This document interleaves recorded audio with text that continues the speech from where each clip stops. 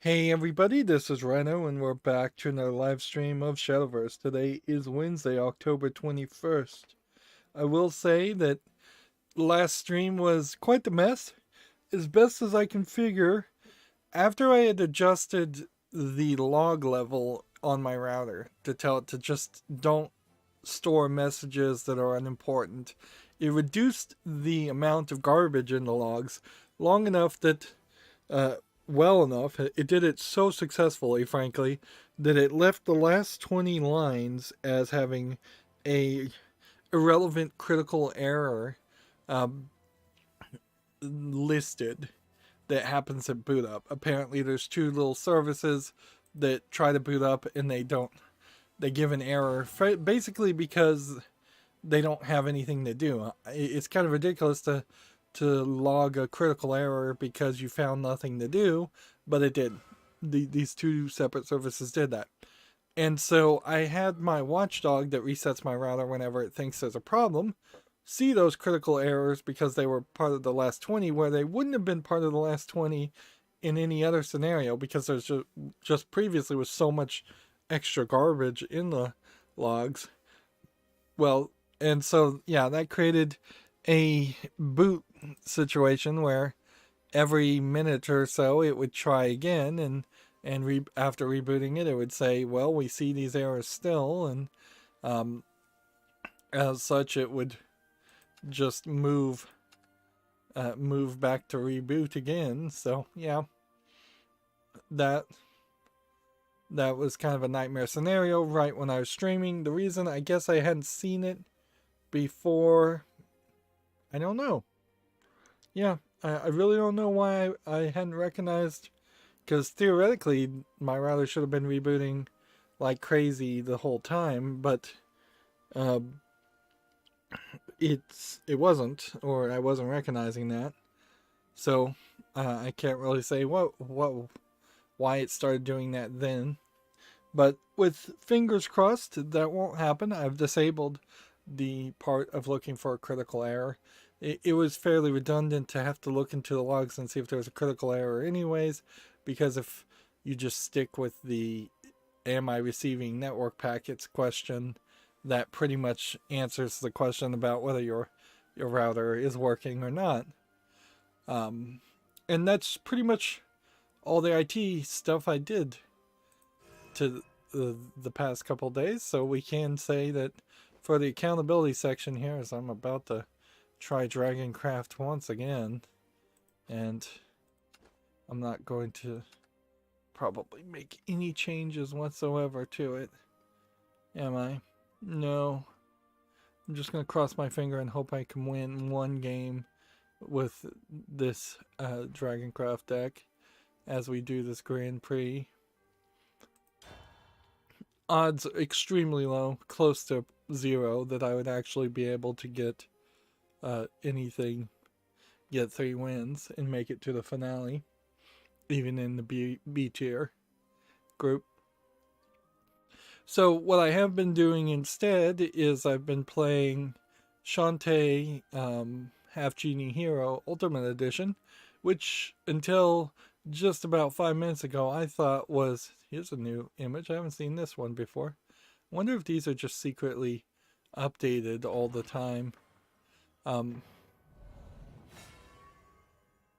Yeah, I thought I was playing Shantae and the Seven Sirens, which I think may not even be out yet. And I'm like 6, no, I'm probably closer to 5 hours into the gameplay. And I'm thinking to myself, why have I not seen any Sirens so far? Why are all these levels inconsistent from each other?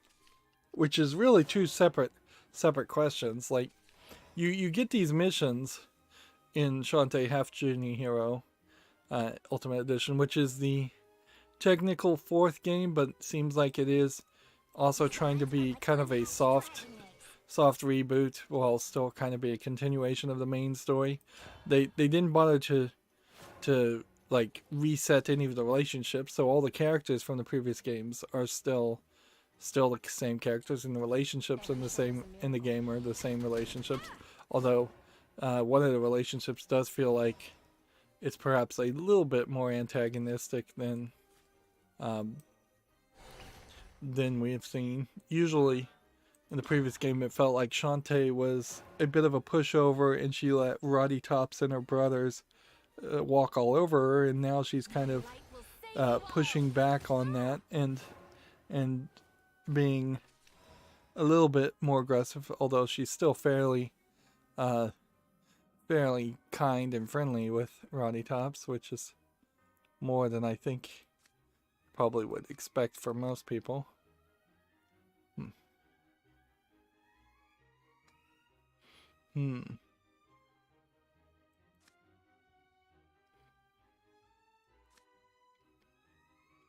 Let's see, I could play this, but then it'd probably die. So it's probably easiest just to play this first. And then, what do we want to do? I've been spotted. Here I go. This is one of those characters that's just gonna get pumped up over and over again, isn't it?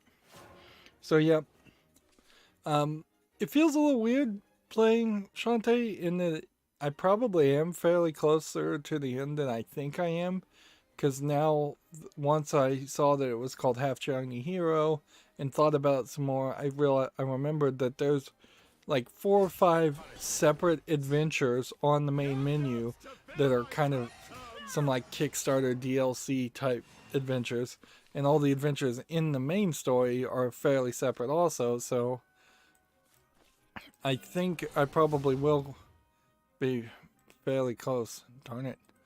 Man, I gotta learn to read these cards before I play things.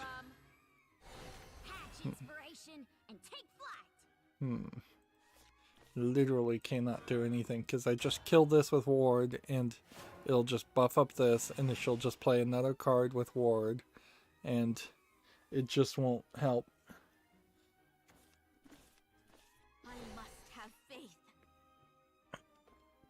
I also looked at the achievements of Shantae Half Genie Hero and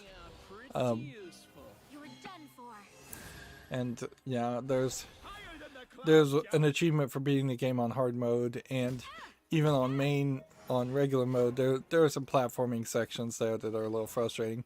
I actively had to do one section off screen, which honestly that's probably the first time in 6 months minimum, if not 2 or 3 years, where I've had to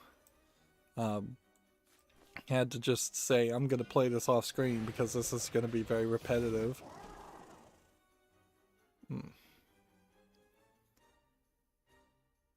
Okay. So if I evolve this up and then do this, that kills that and then buffs that up. And then if I play this and just toss that, I guess that's my move. And then what can we do now? Nothing, we're just gonna lose.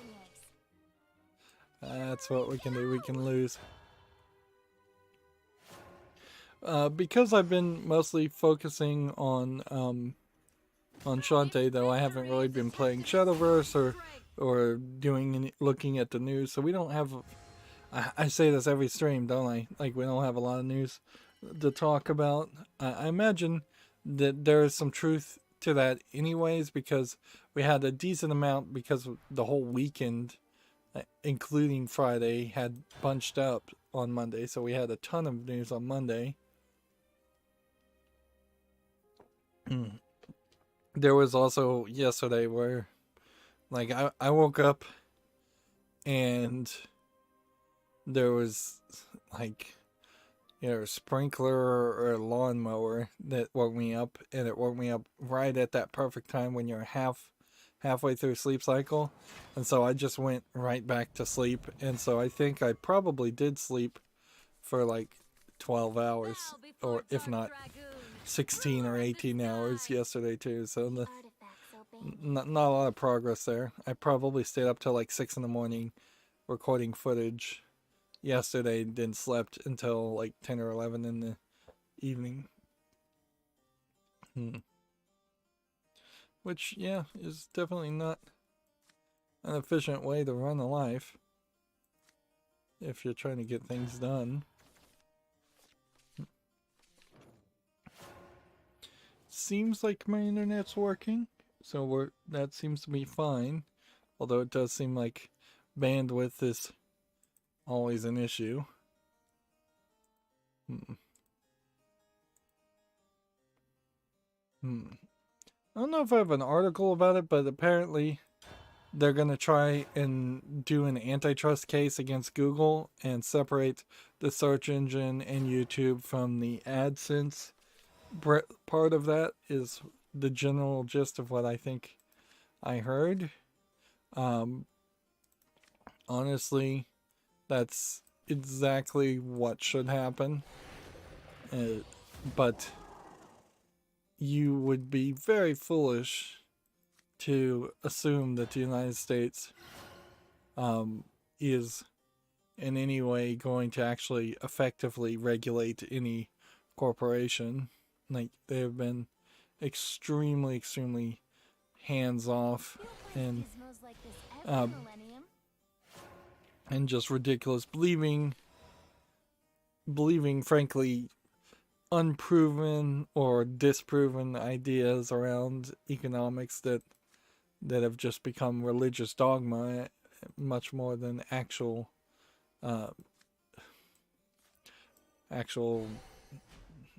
reasonable, debatable concepts. Like, at the core of that is the hand of the market will just set everything straight, and that a laissez-faire, hands-off governance of capitalism will eventually balance itself out to a perfect balance, which is just bull. It's never gonna happen, never has happened.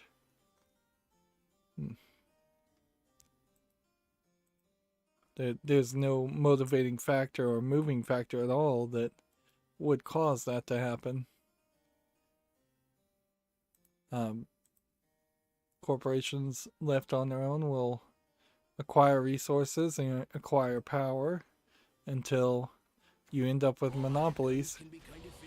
And Google as a search engine is a fairly effective market monopoly, and it has accomplished that through efforts of its own. And frankly, the argument of, well, maybe Google didn't do anything to become a monopoly, it just naturally became a monopoly, still is kind of a problem. Because that's effectively an argument for not having PBS at that point. If everybody liked Fox and ABC, CBS, NBC, if everybody liked those channels, and let's just generally say everybody does like those channels, that's not a good argument to say that there shouldn't be some public funding for arts, because what's the difference between the content on PBS and the content on any of the other broadcast channels? The difference is the only cartoons you get on Fox, except for maybe on a Saturday, depending on your local broadcaster of Fox, the only cartoons you ever get are Family Guy, which are not appropriate for kids.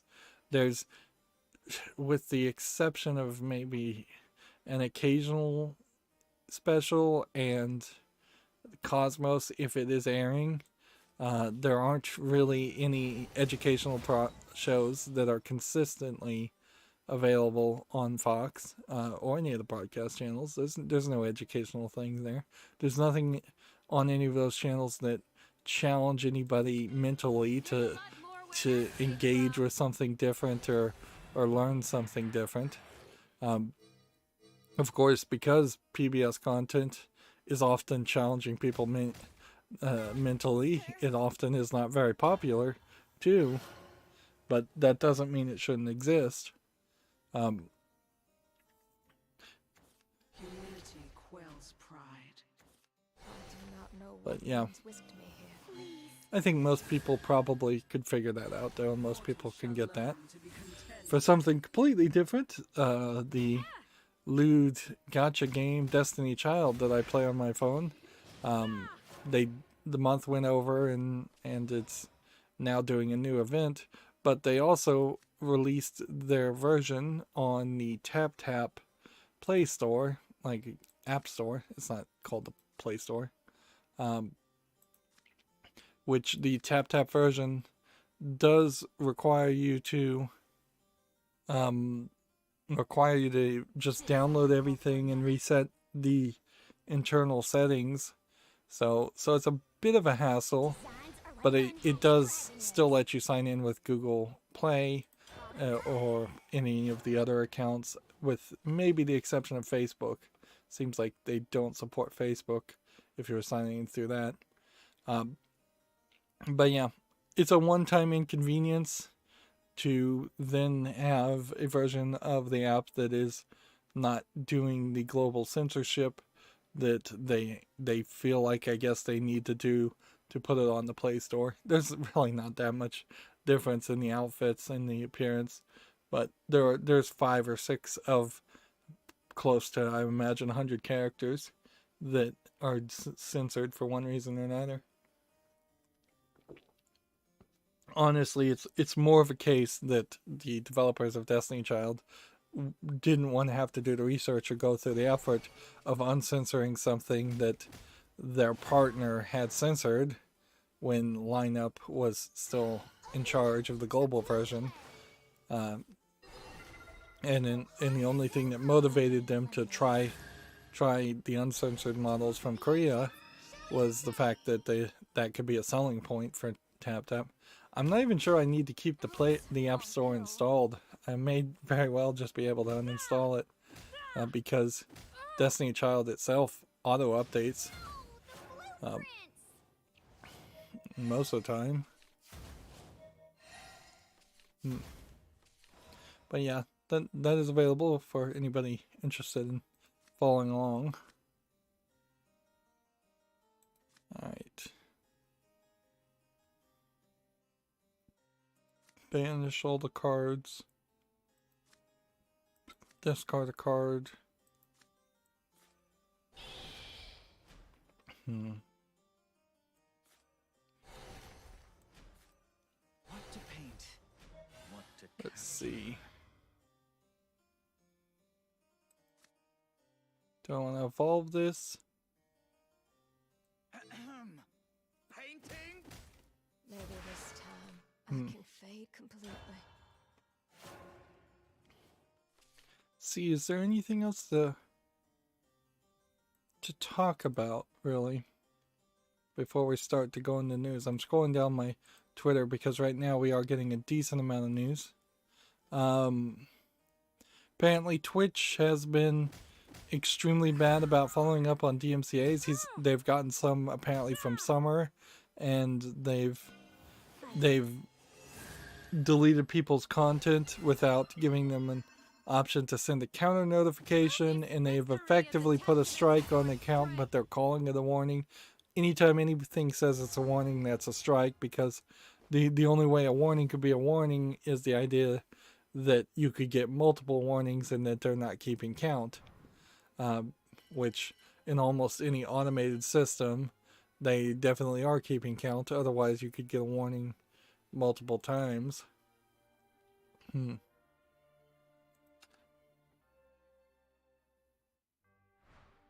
YouTube also seems to have clarified in one of their videos. I don't watch the YouTube creator updates anymore. It's pointless information that doesn't really affect content creators. It's really just people that work at YouTube who probably don't even have any power, just spouting off some very basic generic things. But they did put out this update for adult content, so apparently they were talking about that, and then they said, well, yeah, if we find you're uploading pornography, that's grounds for termination.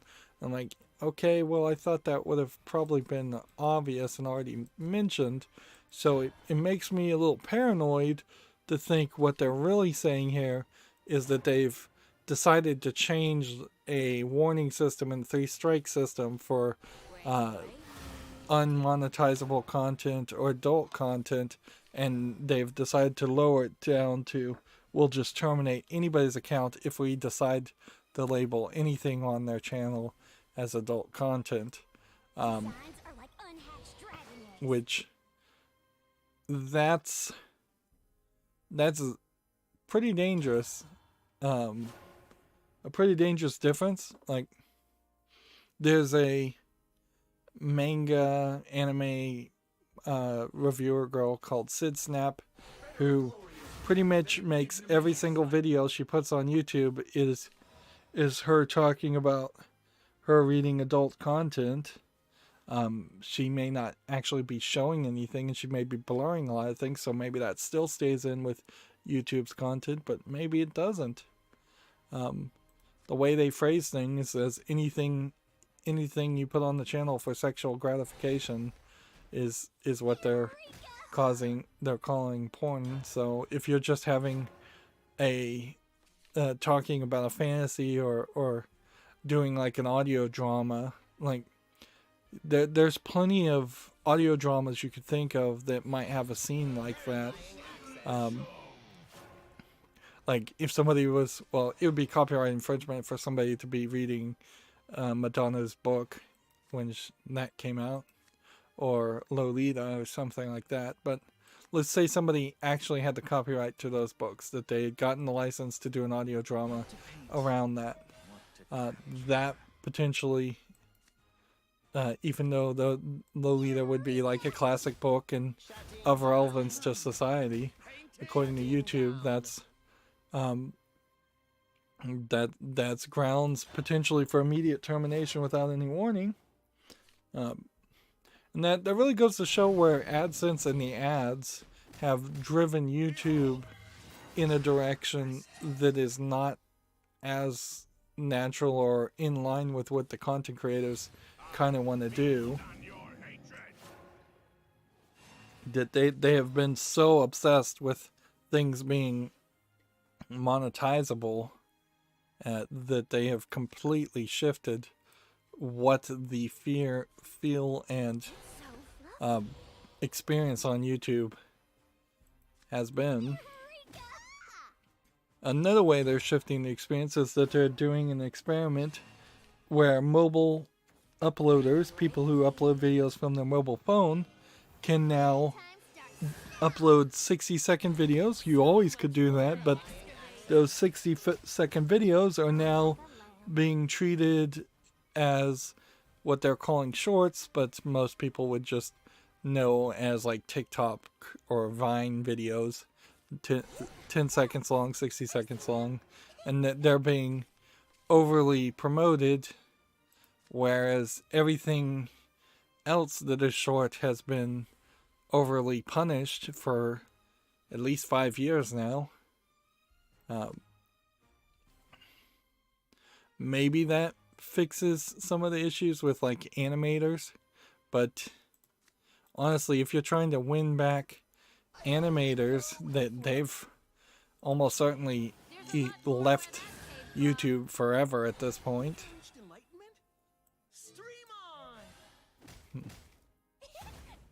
Let's see.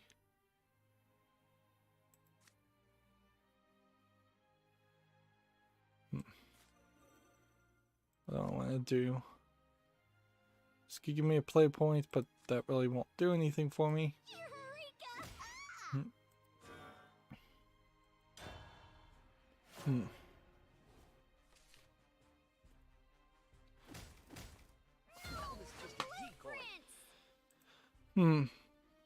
I do have a package that I want to get, make sure I get today, so I might want to end the stream earlier today.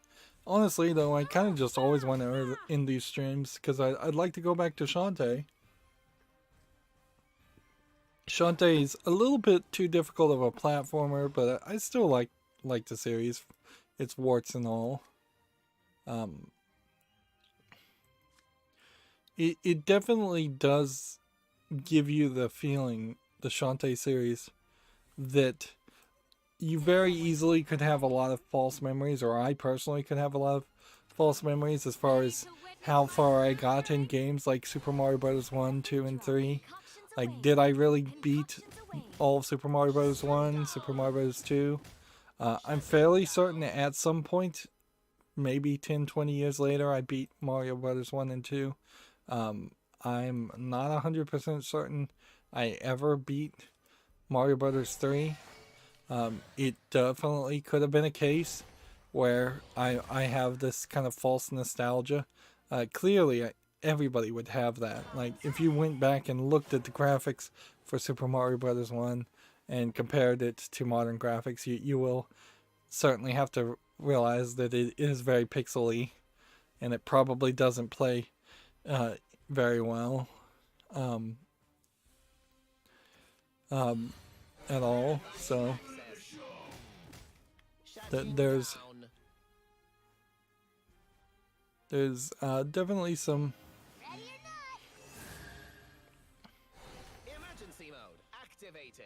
some weirdness to that when you're playing a game like when you're playing a game like Shantae, where it's a modern game but it has kind of that old school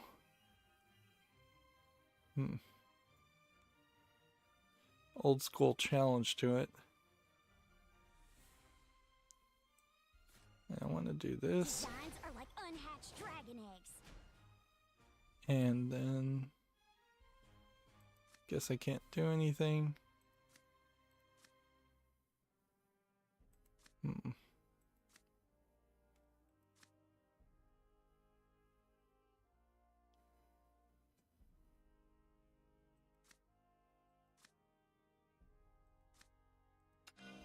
You have angered me.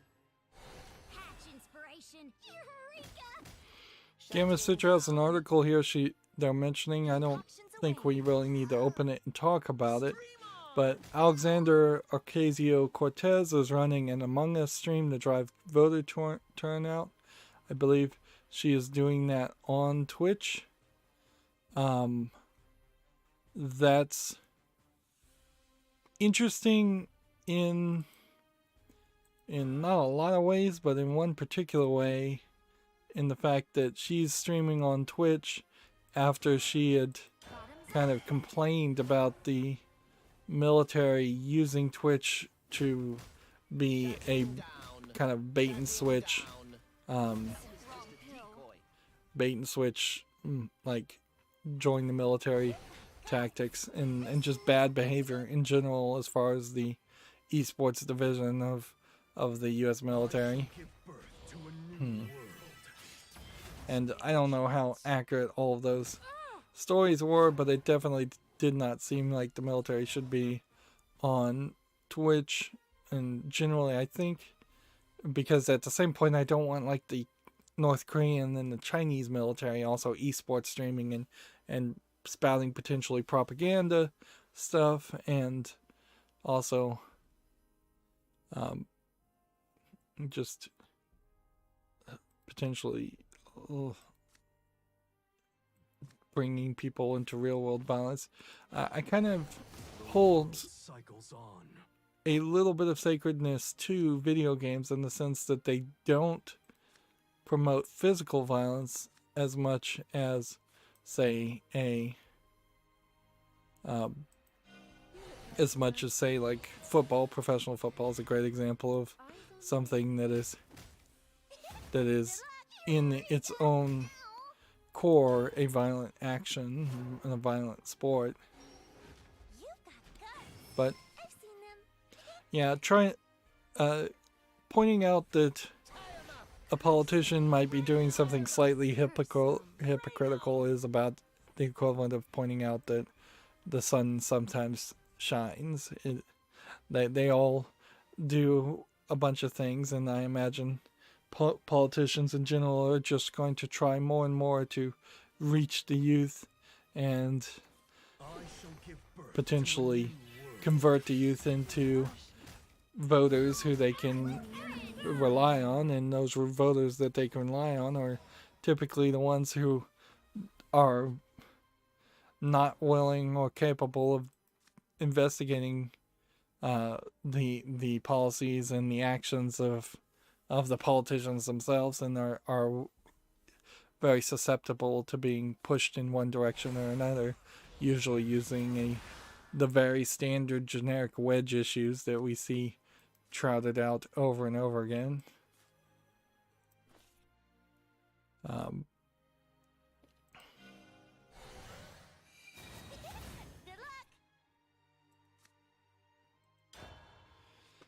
Moving on, we have a game on Steam here called Nebula Within, which looks like a neon asteroid shooter game.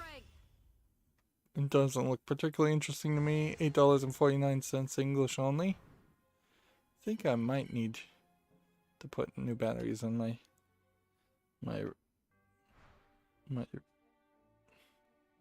mouse. I thought it was good after I moved the receiver, but either my mouse pad is just kind of worn out at this point, which is very possible. There definitely are some spots that look and feel different, like they've been worn down. Bow before Dark Dragoon, ruler of the skies. You dumb beast! Might have a hard time actually replacing it. It's an Insignia metal mouse pad. It has a control surface and a speed surface, and I really like it because it's a hard-backed pad that doesn't have to sit on a table. But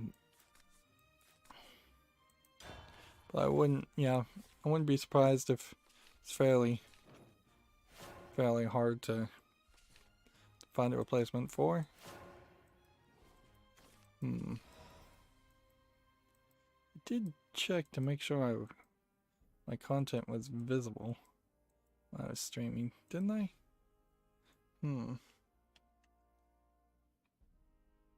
Let's bring that up. Yeah, it's visible. That I'm sure I did. I just might as well double check.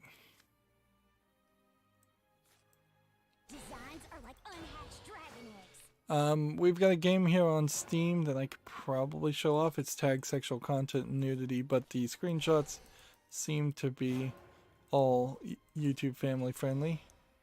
So here we have a game here called Wonko of Marriage, Welcome to the Dog's Tale. Seems like it's a visual novel where you've got some cat/dog character. I assume this is a cat. I assume this is supposed to be a dog girl. And yeah. Yep. Nothing amazingly surprising there. Full Japanese, English, and Chinese. And I suppose for visual novels we'll put them on the fall list. But also, I suspect I may decide to do another purge in the next year or so of visual novels. Next, we have a game on Steam here called Outpost Delta. Where is my mouse? There it is. This looks like a platforming shooter, kind of Metroidvania type game. And in the screenshots, it doesn't look particularly good. I'll let the video play and see if maybe I can see something more interesting. It seems like you control gravity and shift the direction in which you're walking, which that inherently would create a limiting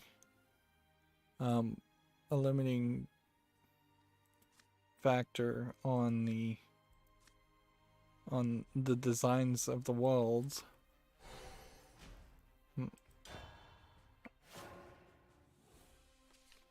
Yeah. And it does seem like, as I'm watching the video and watching them actually fight people, it seems like there aren't that many enemies and they aren't moving that fast.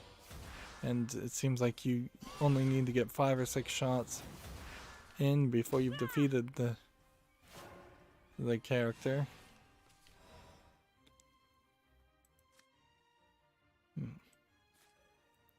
Did someone called for a medic? Okay. Concoctions away. Bottoms up. So Outpost Delta is discounted to $22.49, and it supports French, Italian, English, German, Spain, Spanish. English is always at the top. I guess that's probably because it's my default language. But yeah, I don't think I'll put Outpost Delta on the fall list. Next we have a game on Steam here called Suro, the Game of the Path, which looks like it's a tabletop game.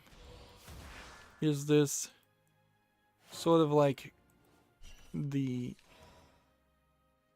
Carcassonne game, or is it? It seems like it's a tile-based, card-based game where you are trying to potentially get your characters to walk the longest distance, but it doesn't inherently seem to mean that you're going to a specific location or anything. So that feels fairly basic. Did someone call for a medic? Bottoms up. Yeah, this video is just showing people placing cards over and over again.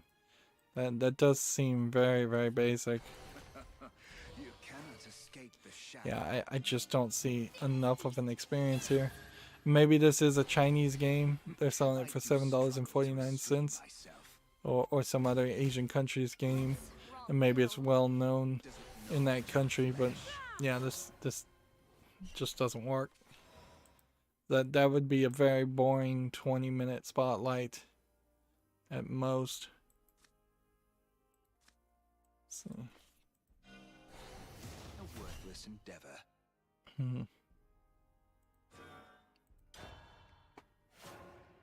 Next, we have a game on Steam called Soccer Adventures, which seems to be a game where you run around kicking soccer balls, but it feels pretty much like an asset flip. It really is just a top-down twin-stick shooter, except for you're kicking soccer balls instead of shooting people.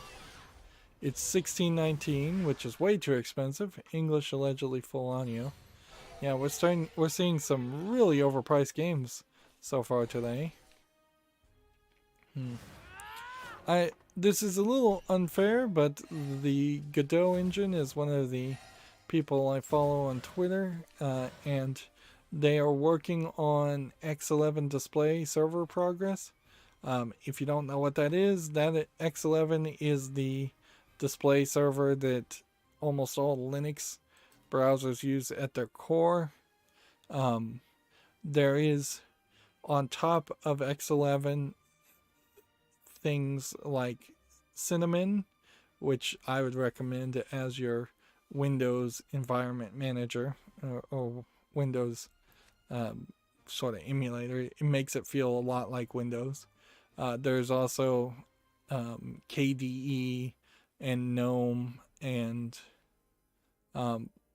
there's an expansion certainly to GNOME called the GNOME Toolkit, GTK, that sometimes is used as like a default base for creating applications.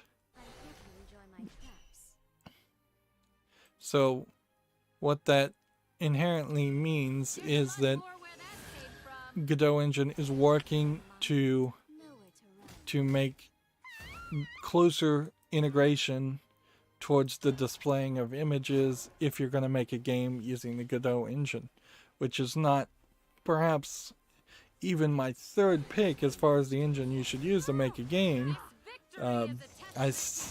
It would still clearly be a close tie between Unity and Unreal. Use Unity if you hate Epic, and or want a game that is more portable for more mobile phone games, and use Unreal if you want to make something that looks like a AAA first-person shooter.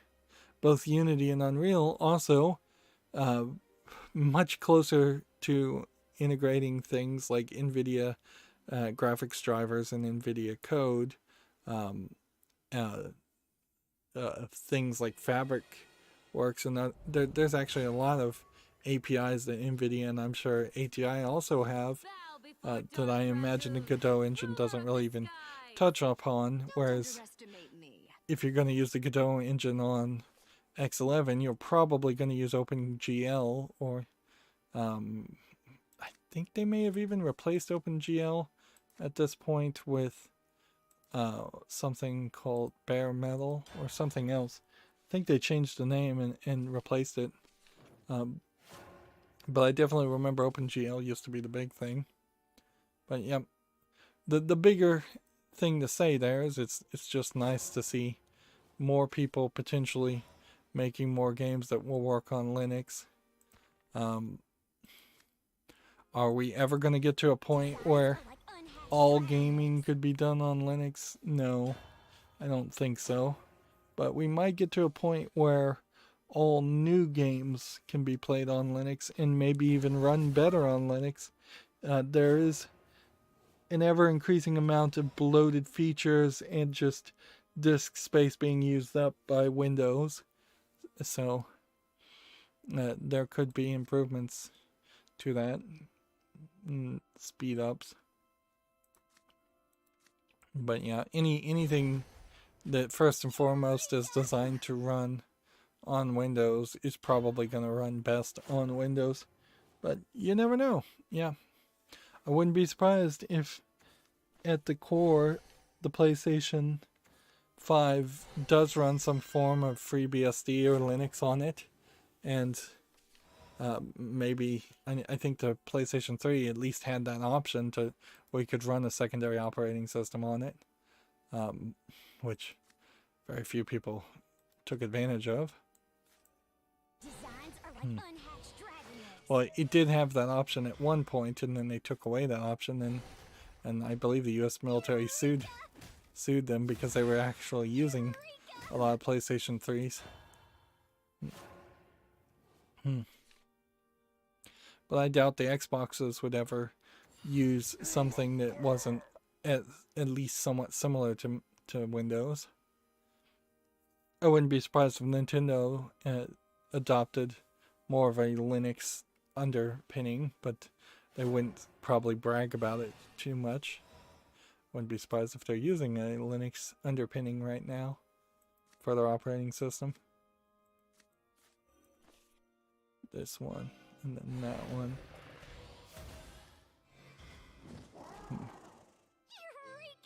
That. Evolve. There's a lot more where that came from. Hatch inspiration and eureka. Moving on, we have a game on Steam here called Drone Swarm, which is tagged as a strategy tactical game. To me, if the images want to load, I feel like they were loading just a second ago. It looks like a space game that has maybe a little bit of a drone swarm concept. Bunch of little dots.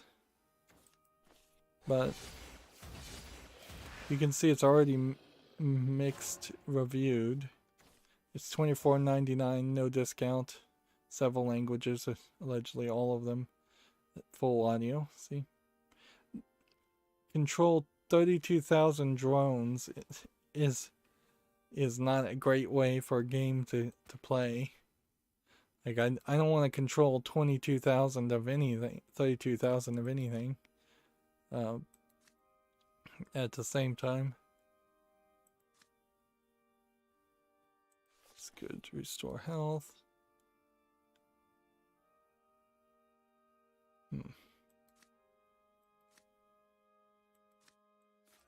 Go and play this.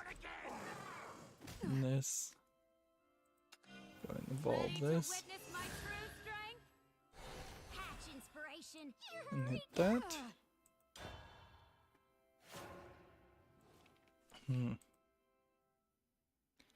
See. Komatsu has an article here. A cartoon-style chess game called Brawl Chess launches November 26th for the Xbox One and Switch, and 2021 for PC. That's a little odd. We haven't been seeing a lot of examples of games coming to Steam or PC later. They've been fairly day and date. could this possibly be the first instance of a battle chess inspired type game that is actually playable and worth playing? Even Battle Chess 2 didn't sell well. I don't know if this is actual chess though. That's really what it's going to come down to. Is there gameplay mode here where you can actually play chess, or is this going to be a completely different game that just looks like chess? There we go. We got a victory. Finally, after nearly a week of trying to get 5 victories of Dragoncraft, we finally made it.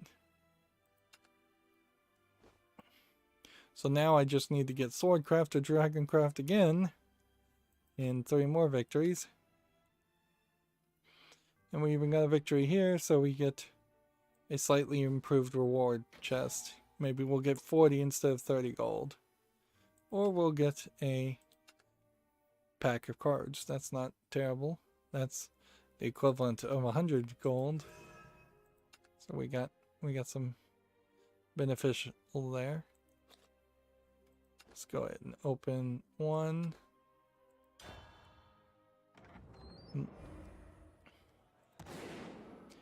I'm still just kind of sitting on these packs, and like every day we'll stream, we'll open one pack, and that's more than we ever could guarantee in Hearthstone or Magic the Gathering Arena, so we're doing fairly well with Shadowverse.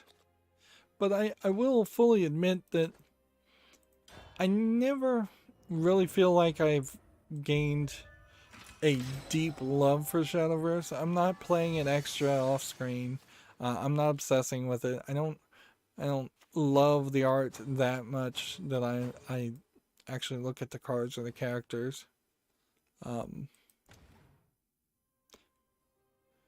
So there's a certain level of just like, it's alright, but also if that Br2 Marvel card game from Second Dinner came out tomorrow, I definitely would still play that. Although, who knows, that may just never come out at this rate. Let's see, we had several extras. I think more extras that I hadn't liquefied from before. And, you know, if I could find something that was even slower than a card game, I might even consider playing that. Like, if I liked chess, and this is the big if I like chess, I probably would, like, do a chess with friends type game. Some really, really slow board game where you're taking 2 minutes between each move. That would be really ideal.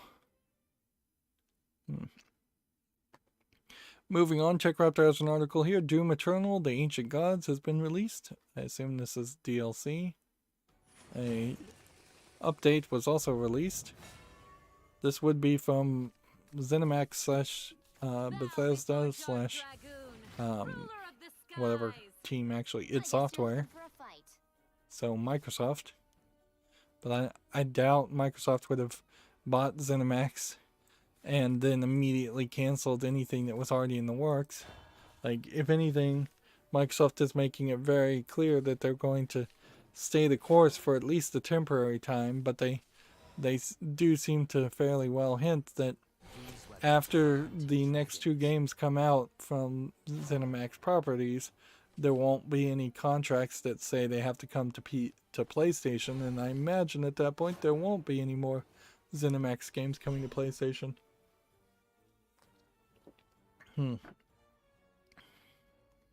Which, that might mean, I don't think it does mean this, but that very well might mean that for the first time in at least 3 generations, if not 4 or 5 generations, there will be no Elder Scrolls game released on a PlayStation. If the next Elder Scrolls game ever does come out, I wouldn't be surprised if it if it doesn't show up on the PlayStation 5, and PlayStation 3 and PlayStation 4 both had Skyrim, I'm sure.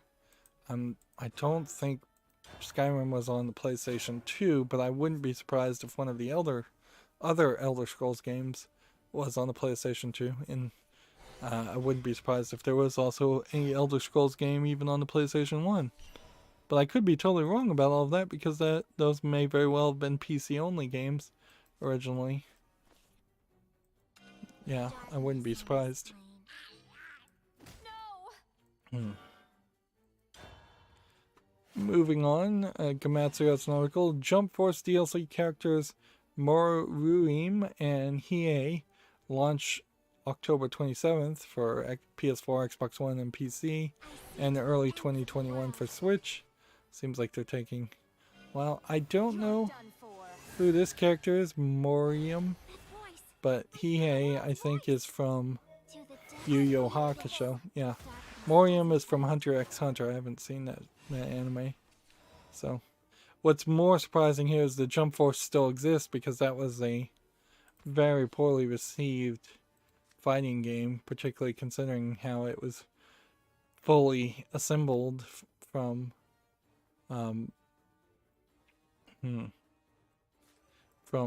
Shonen Jump heroes. How could there be a future like this? Unbelievable. Yep. So yeah, that's a weird announcement, but whatever. Gamatsu has an article. Puyo Puyo Tetris 2 details skill battle and online modes. So they're still publishing that. It's nice to see a little bit of information about any game these days.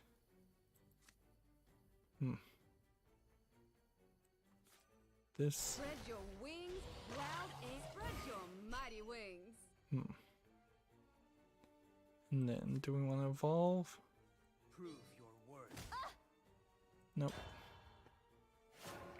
Digital pre-orders are now available for Puyo Puyo Tetris.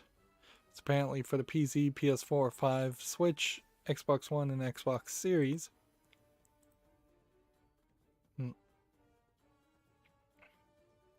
Tech Raptor has an article here. Poker Club will be the first next-gen card game. Which, okay, it's coming in November. Sure. Like, with potentially a lacking list of day one launches, being able to play poker on the PS5 and Xbox Series makes a lot of sense. And maybe in these current times, people have a decent amount of time where they'd want to sit around and play poker. I'm not sure. I imagine a lot of people that wanted to go to Vegas and now probably can't go to Vegas probably would like that. Summon 3 assembly drones. Summon this. Strike.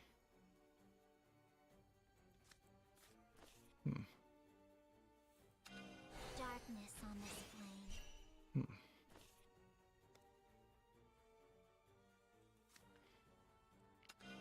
There's a lot more where that came from. These Yeah. scales can't be beat. I don't know, Mighty wings. though, if there's really Unbelievable. a fandom there. No. I always look for a good poker game that isn't real world currency, and I always have a hard time finding it, because everybody wants to either sell a lot of costumes or skins, or they want you to use in-app currency to actually buy chips, and so you're effectively actually gambling. It won't be long now. Looking at the video here, Poker Club does not look like anything more than a moderate increment from other poker games I've seen available even 4 or 5 years ago, but I guess at a certain level there's not that much you can really do to modernize a poker game, short of putting a ridiculous amount of wasted effort into having high level graphics.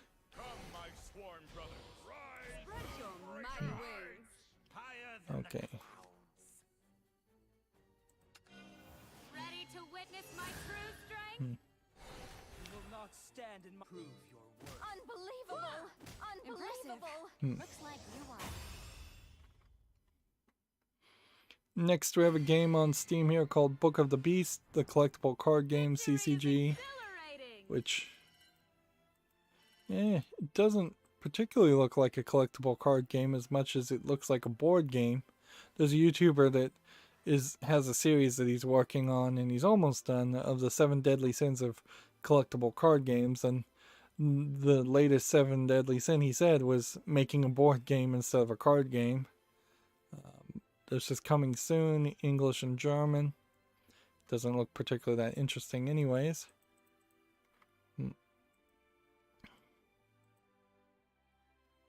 Let's see. Let's play that again.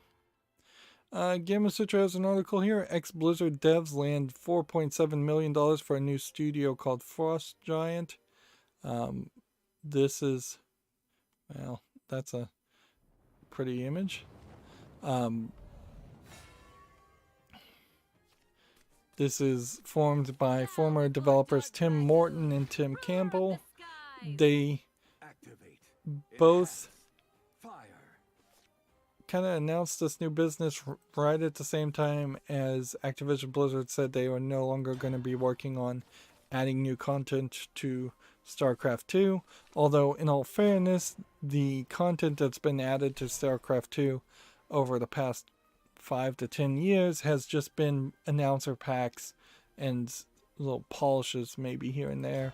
Things very heavily focused towards esports. There weren't any new levels, there weren't any new races or creatures that they were making. I'm sure there were mods that did that kind of stuff. But you can see how Blizzard is falling apart at the seams, and new businesses are popping up with the employees that used to be Blizzard employees. Of course, that doesn't mean any of them can actually run a business, so it wouldn't be surprising if the next chapter in this story is that many people left Activision Blizzard when started their own businesses, and all of them failed miserably because they just couldn't keep a budget. Particularly when you think about the level of quality that the developers of the people that worked at Activision Blizzard wanted to put into their games. They weren't making cheap real-time strategy games that they could sell to the Asian market. They were making highly expensive AAA real-time strategy games that sold to rich people who had PCs 20 years ago. That market has shifted quite a bit, and it's not like the gamer bros who play Halo are going to want to go and play StarCraft in droves. There's a percentage of people like that, but that's not the vast majority of them. Don't even look at my prey. Let's see. Just go ahead and evolve that. There's a lot more where that came from. Gotta reload. That. Welcome home. That.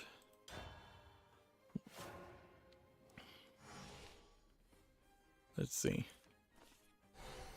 Morton worked previously on StarCraft 2 Wings of Liberty, and Campbell served as the lead campaign designer for Warcraft 3 The Frozen Throne. I've kind of forgotten that Warcraft 3 exists.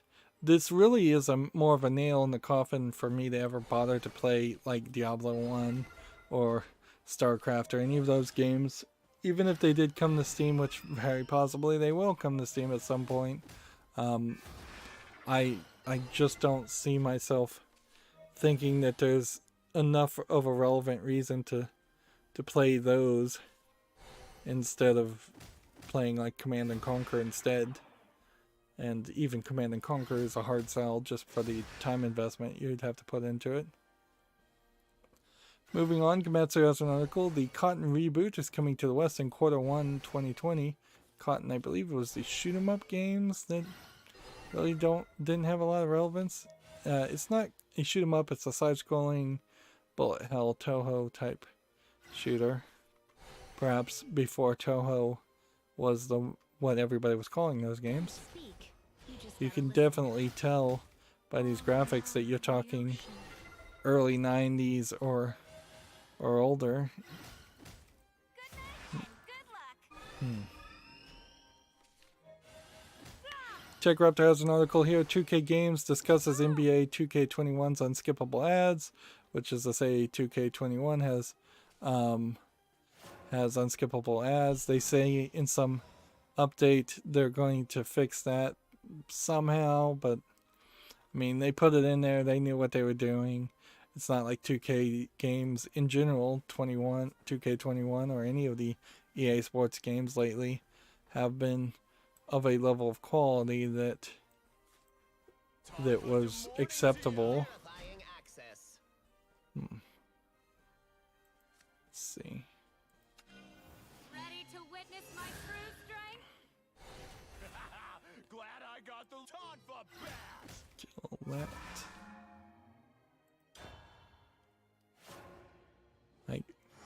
But since I'm not going to play the 2K games, doesn't matter. Tech Raptor has an article here. The PlayStation Terms of Service for Hong Kong clarifies the protection of the CCP, which is the Chinese Communist Party. At one point, it seems like this would be in Chinese, being translated to English. But at one point, I had heard it translated directly as saying anything that angered the Chinese Communist Party. Quote, here we can see users cannot damage China's honor and interest, which that inherently means their imperialist interest, and that's exactly what they're talking about, is that you won't be able to say Hong Kong should be free, you won't be able to mention Tiananmen Square, you won't be able to call Taiwan Taiwan.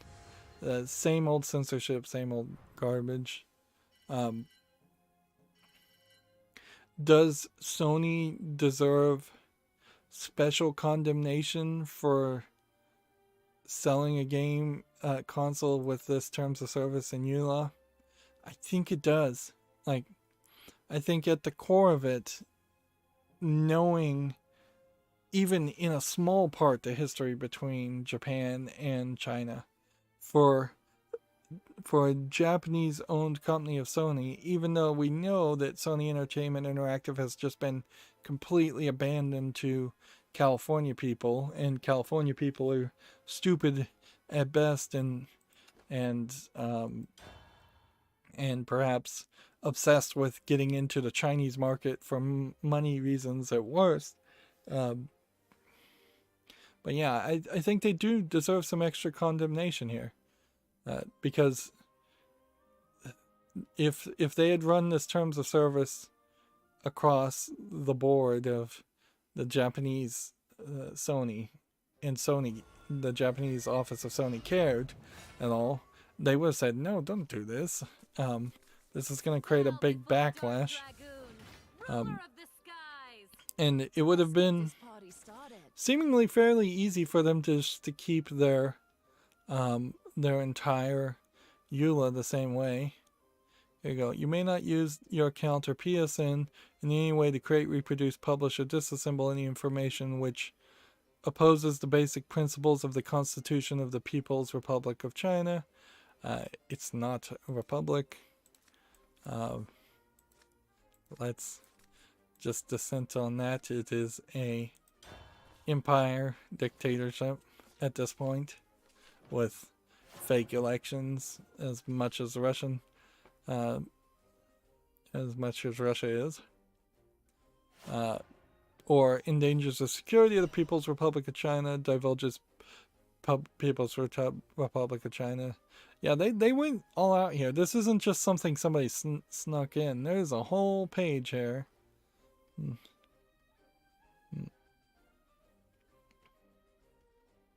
I don't know why they would have done that. Like, it's not even like I think there's a ton of Well, there probably is a decent amount of console sales that do happen in Hong Kong, because I imagine a bunch of mainline Chinese people import them from Hong Kong, where the regulations to buy consoles are probably less restrictive. But it really is just another example of, if you're going to bend the knee to China, you're actively acting against the interests of the rest of the world. You're actively trying to support a country that is slowly and steadily trying to be the one world government that so many conspiracy theorists are afraid of. I'll be a great queen one day.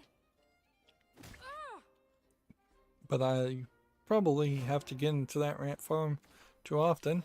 So instead, let's get into a different rant. Apparently, Rocksteady Studios 3 hours ago says that today is International Pronouns Day. News to me. On this day, we're proud to celebrate multiple intersecting identities and everyone's right to self-determine. To all fans, families, and friends, we salute you, whatever pronouns you choose. Hashtag International Pronouns Day. Hello, my pronouns are blank and Rocksteady. Not an incredibly offensive post for more conservative people, I imagine, but also kind of a pointless post. It just, once again, is a virtue signal that means absolutely nothing at all. And you would be much better off not recognizing the idea that there's an International Pronouns Day, in the same way that you probably shouldn't recognize most holidays. Like I get Black Friday. You would recognize that if you're a video game seller. I get Christmas because there's a lot of gifts sold there. But pretty much any other holiday doesn't need to exist as far as a company that's trying to sell a product is concerned. Maybe you have like fall in general, where you sell your pumpkin spice latte if you're Starbucks. But yeah, anybody who's more conservative won't like that post, and anybody who's liberal and actually and isn't just a flaming SJW will see it as a shallow pandering with no real teeth.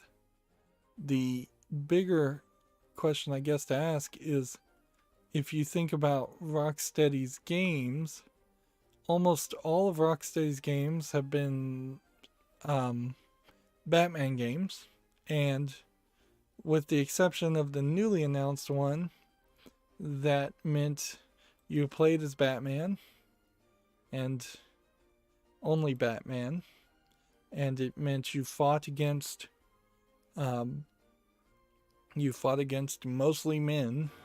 That there rarely was a case where there would be a female beat 'em up. I know Arkham Asylum 1, when you fought against like Harley Quinn, you kind of just flip her around in a cutscene and you don't even punch her, whereas every man in Arkham Asylum 1, you smash their face into the ground and concuss them.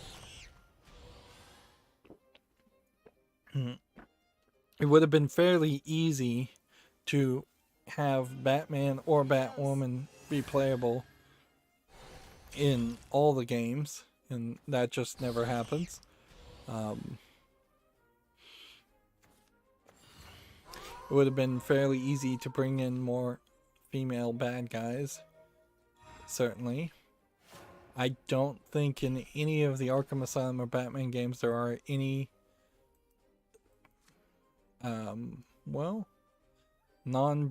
non-binary? No, that's not the phrase. Non-male or female. I don't know the right phrase to use there. Like, non-standard, that's incredibly offensive way to say it, wouldn't it be? Well, yeah.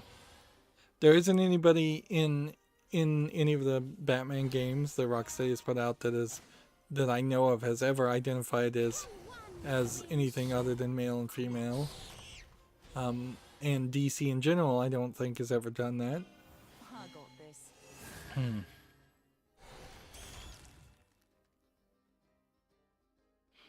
So, yeah. If they were going to do something amazing, Rocksteady Games, they should throw in a new character. That'd be fairly easy to do. Yeah.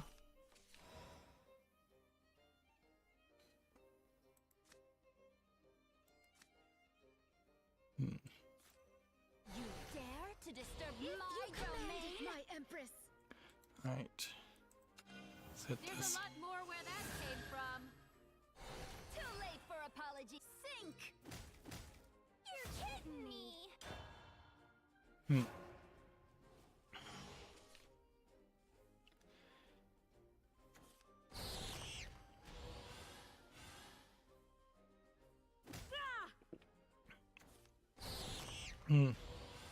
They probably, if they were gonna try to make a non-gendered or off-gendered different pronoun character, they'd probably try to do it on a character that already exists, and that would be offensive to the history, almost certainly.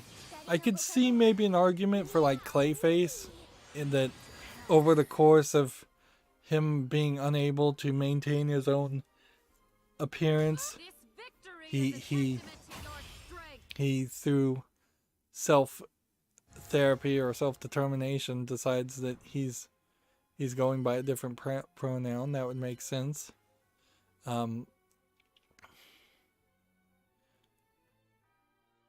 But if you were to say like Barbara Gordon, or someone who's been in romantic relationships with other characters, the switch there would be probably a little too abrupt.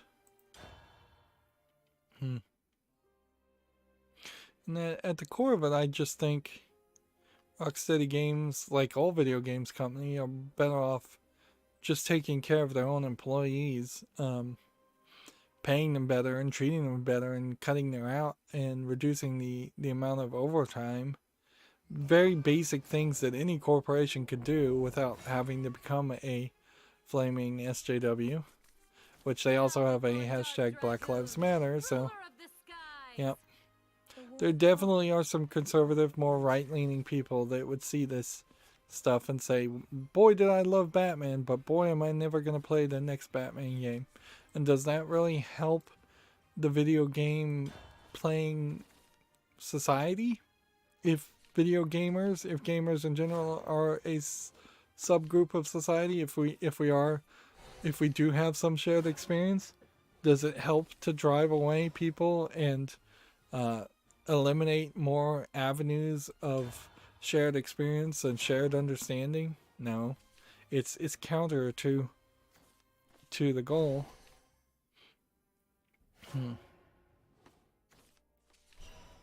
And certainly if I'm just following Rocksteady for video game news, I didn't sign up for that. Burning flames will Moving on, we have horror movie bingo, which, if this wasn't so ugly, the idea of playing bingo and having to fill in like references to specific horror movies, although one of them is named Buffy, so here, like, are they naming different characters' cards against different things? Because Buffy the Vampire Slayer, the movie, was not really a horror movie, and Buffy the Vampire, the TV series, was definitely not a horror TV series. Horror movie bingo is $4.50, which once again is just way too expensive for the quality we're seeing. Gamatsu has an article, Akita Oga Mystery Guide, The Frozen Silver Bell Flower for Switch launches December 24th in Japan.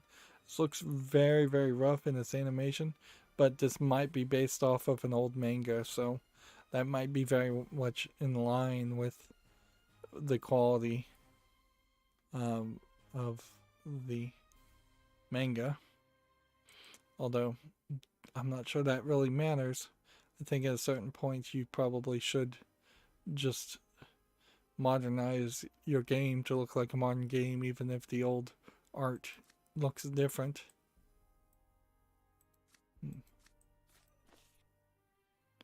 See. You won't even be able to tremble. I messed that up. And I'm looking at the trailer, and it does look like it is real-world photographs superimposed with, yeah, what looks like NES era content here. So either this is a real re-release of an old NES game, or this is a really low-quality game. PlayStation 4 and PC versions of that game have not been dated, which that's a little odd too.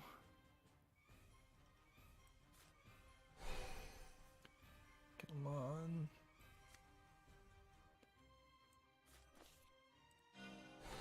It's so cold. Breathe. Next, we have a Gamatsu article for Switch here. VOAs for Switch version 1.10 update is now available. It adds 9 new songs. Obviously, it's a music game. So I assume a line writing music game, which we still have a decent amount of those. That would be interesting if that is the new path to get your music heard, is to release it on games or release it on something like Steam, or not Steam but YouTube. Yeah, it's fairly questionable how, if there is a way at all, how they potentially make a product that gets heard, unless you signed away all your rights to something like Universal Music Group that have these terrible signing deals for artists and musicians. Like, I definitely don't listen to music, but even if I did, I wouldn't be able to tell you for the first place that you would actually go to hear music.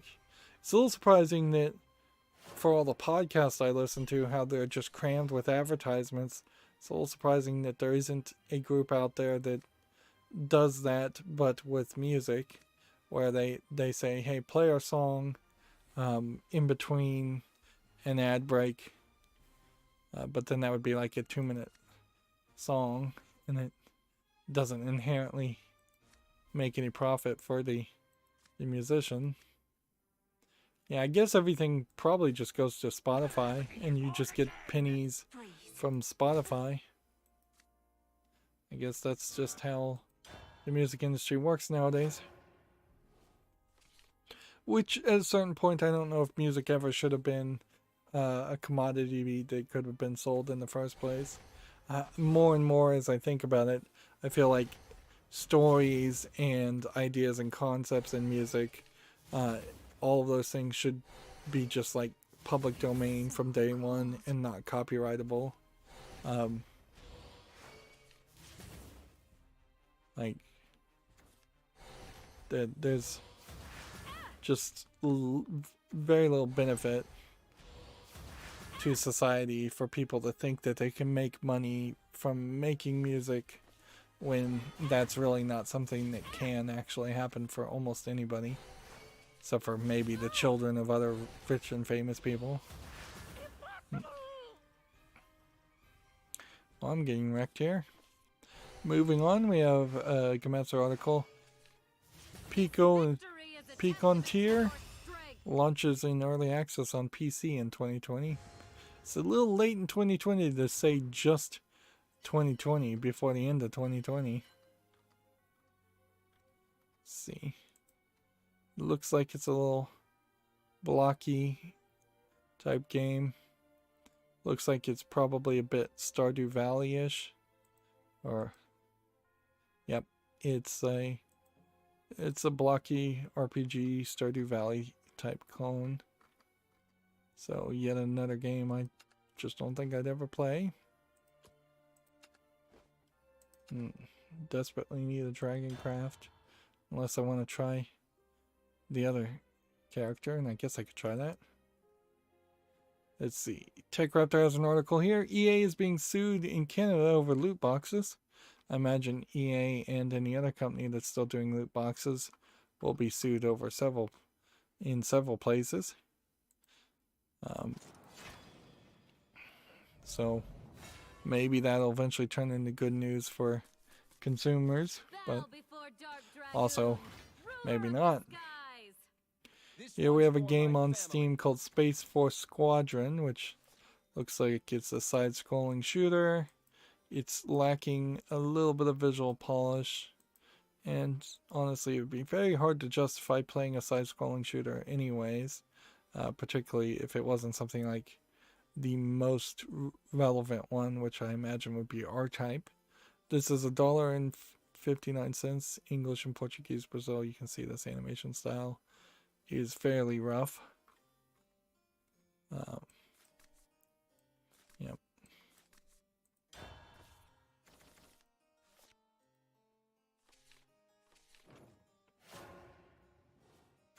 Next we have a game on Steam called Burning Mountain and Sea, which is tagged as an RPG action game, and over here it looks like something that might not be YouTube family friendly, so let me check out this screenshot.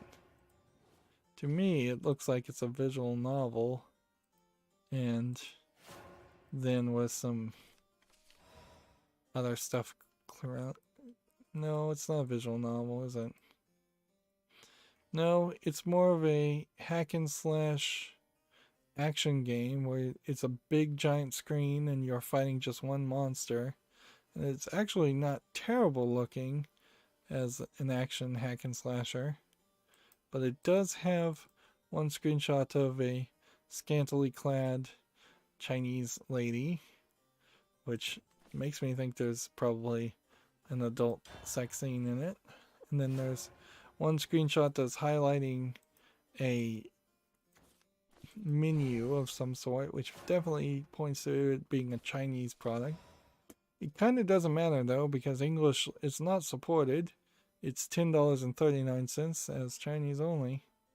So Burning Mountain and Sea couldn't make it to the fall list even if I wanted it to, and it definitely has some glaring red flags as far as one of those weird Chinese games that has everything in it and probably none of it lasts very long or is very good.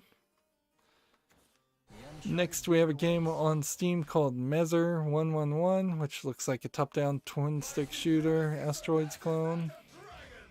Yep, nothing there of interest. $4.99, bunch of languages. They're taking their sweet time. My speed is second to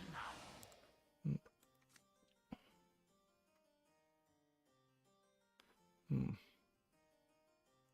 I didn't play that right.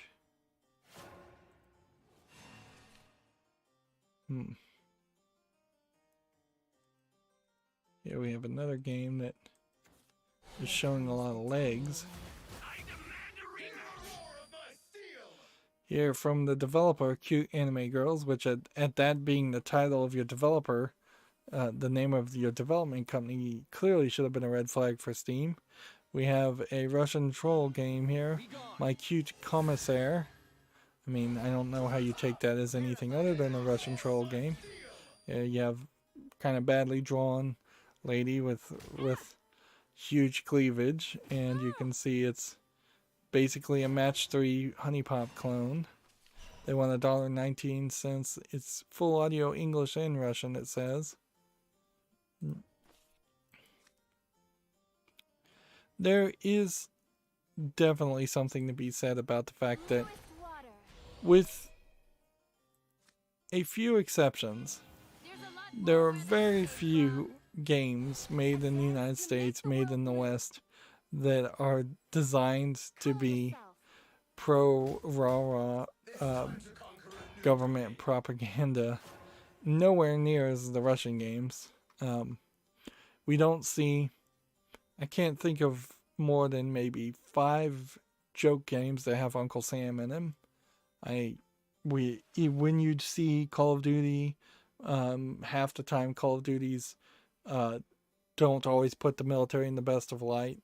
I would say Call of Duty is probably the closest thing to a pro-US propaganda game out there. All must come to an end. But yeah, you just don't see something here that feels like it is a state-funded product, or could be a state-funded product, except for when you see Russian games. I'll even say Chinese games tend not to be pro-Chinese government. They seem to be much heavier on pro-Chinese history and the great novels of China and the Chinese culture in general. Let's see. Well, I guess we could try Swordcraft, because we're not winning with Dragoncraft. Moving on, we have a game on Steam, Square vs. Triangles, which looks like a bad quality platformer for $8.99 English only. Nothing there makes that to the follow list. I swear, every single image I've seen today is a new image. And there wasn't even like a long load time when I launched the game, so I don't know when these new images started to show up, but they look new to me. Let's see. Next we have a game on Steam called Before Dark, which looks like it's a platformer with some kind of electricity magnetism elements. Doesn't look interesting. It's got that bright neon that I don't like that tires my eyes. It's $1.79 English full audio.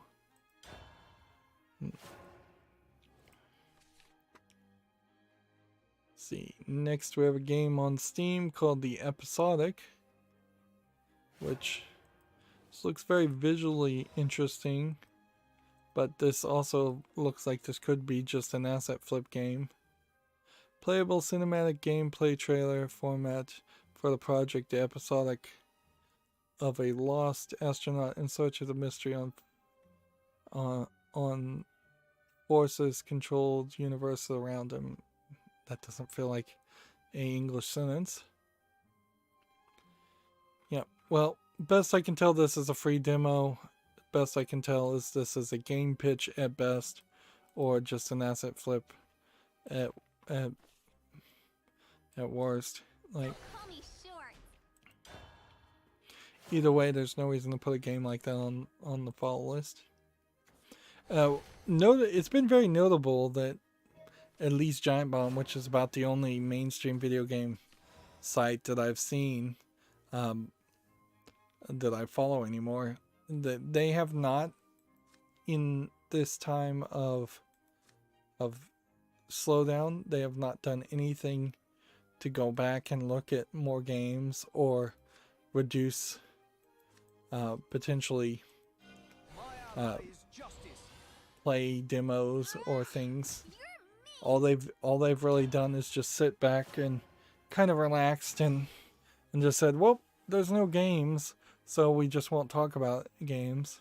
Again, unless that's behind their paywall, it does to me seem like they are right about to be they're in the process of being acquired by a new company, and it seems at least 5 people are sitting around doing very little work.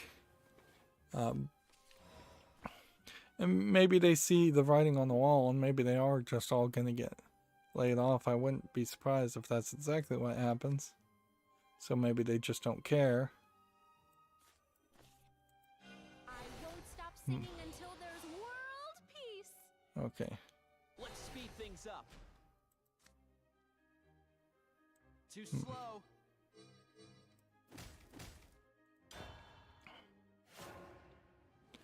Moving on, we have a game on Steam called Dragoo's Puzzle Adventure. I'm going quiet here, but I don't feel like I'm bouncing around as much today, so maybe all that sleeping I did yesterday was for the better.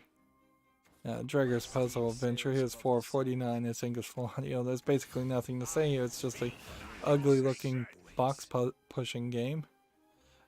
But yeah, I'm kind of enjoying this experience right now where I'm not, I am maybe losing my train of thought every now and then, but I'm also kind of winning, and so we're not having a big problem there, when often that is exactly what's going on, is that I'll just lose over and over again. Human? You're done for. I'm done sticking my head in the clouds. Let's see. Dancing in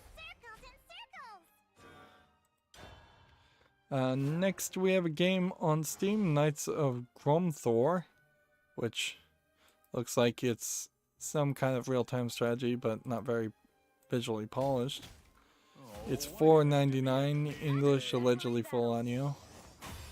Like, I suppose it is worth mentioning that like Warcraft 1 did have little audio files, and when you clicked on a character you would get these little sound effects, and I suppose to some people that would be considered full audio for a real-time strategy. I guess there is a fairly easy way to go that far.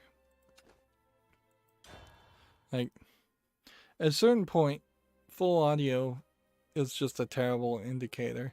It needs to be fully voice acted, but even the Shantae games wouldn't be actually fully voice acted. The Shantae games are actually very weird in that some lines of dialogue are voice acted, but then lots of other lines aren't voice acted, so sometimes she'll say something, and sometimes it'll just be text on the screen, which is very weird when you're trying to read out loud, but I imagine most gamers are not reading the text out loud. So I don't know if you would want to draw a line for something like Warcraft 1 to say, well, if there's any text ever on the screen that's spoken by a character and it's not voiced, then it's not fully voice acted. Or do you want to be more generous? I think Steam probably would be best if they just said you labeled your game as English voice acting, and then they just left it as a nebulous percentage, or some percentage somewhere is voice acted in English, not that all of it is. Moving on, we have a game here called Love, a puzzle box filled with stories. And it seems to me, as I was watching it, that you rotate this building level by level, and then if you cross the white line, it goes into black and white instead of being in color. This looks like an intriguing, like, little puzzle game. It's $17.99, which is way too expensive. English full audio. I'm gonna put this on the follow list though. Like, there may very well not be anything here. This may be an hour's worth of experience in which you just rotate the buildings back and forth to solve some kind of simplistic narrative, but I'd like to get some feedback first before I reject it. And I can see the beginning of the end here, so we are approaching the end.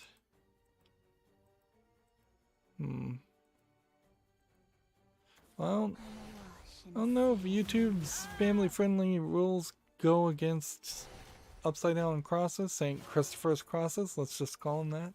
I think St. Christopher's the right cross. That's is upside down.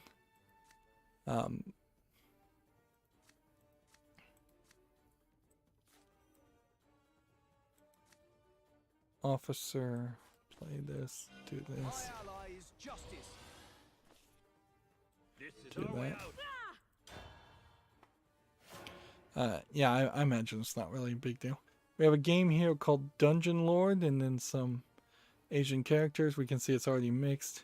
Here's a anime girl with an upside down cross, and then they're going pretty wide gamut of boob sizes and heights So this on this one.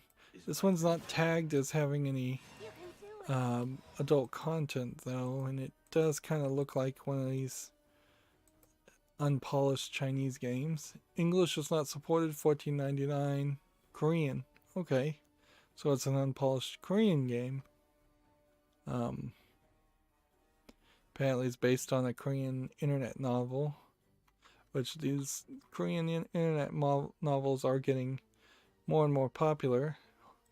One would hope that that game was developed and licensed in that case, and it wasn't just a concept that was stolen. You are done for. Preserve the peace. Pick up your sword. At your service. Guess I'm better off Follow underwater. my lead. Yep. Follow my lead. Honestly, if you'd asked me 10 years ago, would manga and Japanese anime somehow lose popularity amongst its fandom and some other countries' content potentially start to supplement or even replace the content, I would have laughed in your face. Like, the idea that an otaku, a hyper fan of anime, would potentially look at a Chinese product or a Korean product was not even a Won't be long now. potential option. I'll save you all. No one gets past me. It's certainly, Follow my lead. having seen that Korean content is getting more and more popular these days, it kind of makes me wonder, are we going to start going further to what would be the west of Japan, and we're going to see like Indian content more? Are we going to see Polynesian content, Taiwanese content? Are we going to start seeing content from non-Asian countries that is inspired slightly by Japanese anime? We certainly see people in the West, United States and such, try to do that. We've seen Netflix try over and over again to have anime become something that they can create and fail fairly miserably on it. Korea has been the only country so far that actually has succeeded somewhat there. And I guess on a worldwide scale, Korea's hasn't had any other entertainment that has been well received. Although personally, I think a lot of Korean TV and movies are very, very interesting, and they have this lovely way of not caring about a specific genre. So they'll make a horror movie that has lots of comedic sections, or they'll make a comedy movie that just has a horror section. Or they'll throw in some romance into a horror movie. Follow my lead. Guess I'm No better one gets off past me.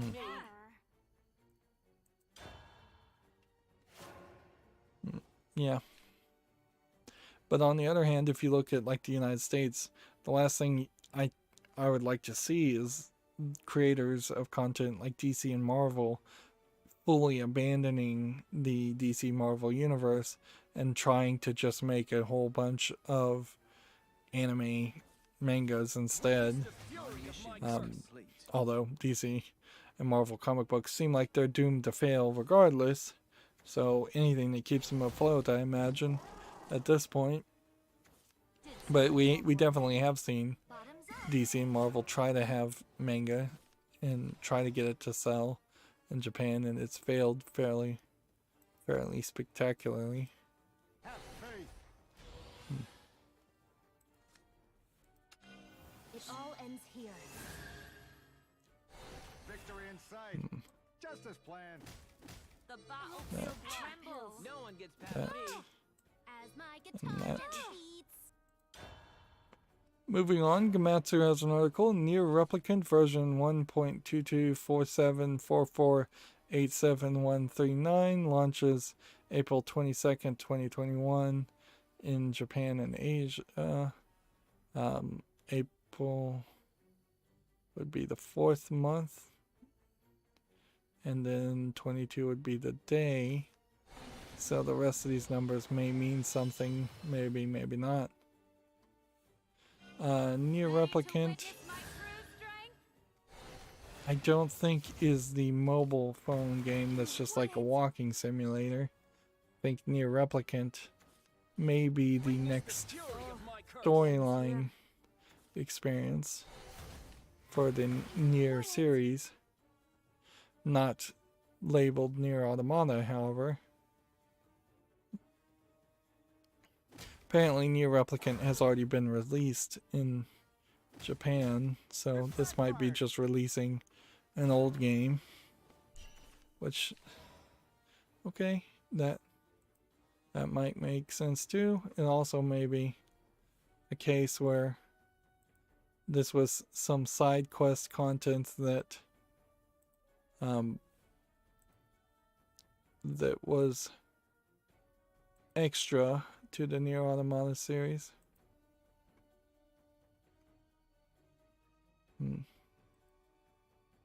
This is the Nier series does tend to like to depict all the robot girls in negligees. Right. Let's do that. You're gonna feel the impact, brother. There we go. I could have just attacked. And that's pretty much all this trailer is showing is the girl in her negligee. In fact, they're actually cutting off her head, so you can't even see her face. So yeah. I kind of wish I knew what the actual gameplay was, though. Yeah, if this is an old Nier game, it doesn't look that awful. You're running around, you're hacking and slashing like Nier Automata. This isn't the new one they announced with the there was just a walking simulator. I need to get around to playing Nier Automata. Like, I'm so late to the party on that one. And I don't think there's a justifiable reason to play like Nier Replicant first, even if it was a game that came out first, then play Nier Automata. I think I need to play Nier Automata to establish a fandom for the Nier series. And then go back and play the older games.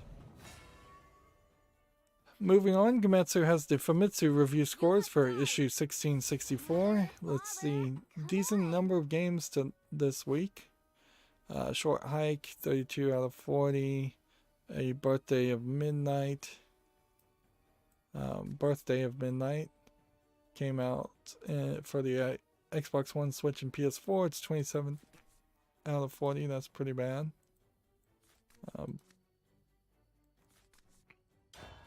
Let's see, budget cuts for the PSVR is 28 out of 40. Going under for PS4, Xbox One, and Switch is 31 out of 40. Kamen Rider Memory of Heroes, which is probably the most recognizable game, it's for the PS4 and Switch, and it's 27 out of 40. Mad Rat Dead for PS4 and Switch is 30 out of 40. Pine for the Switch is 27 out of 40. Shantae and the Seven Sirens. Oh, I guess that game just came out for PS4 and Switch, and it hasn't come out for PC yet. Interesting. So just about the time I'm done playing Shantae Half Genie Hero Ultimate Edition, the Seven Sirens will be out, and I can either buy it at full price or not continue the series I'm doing, which either one of those are viable.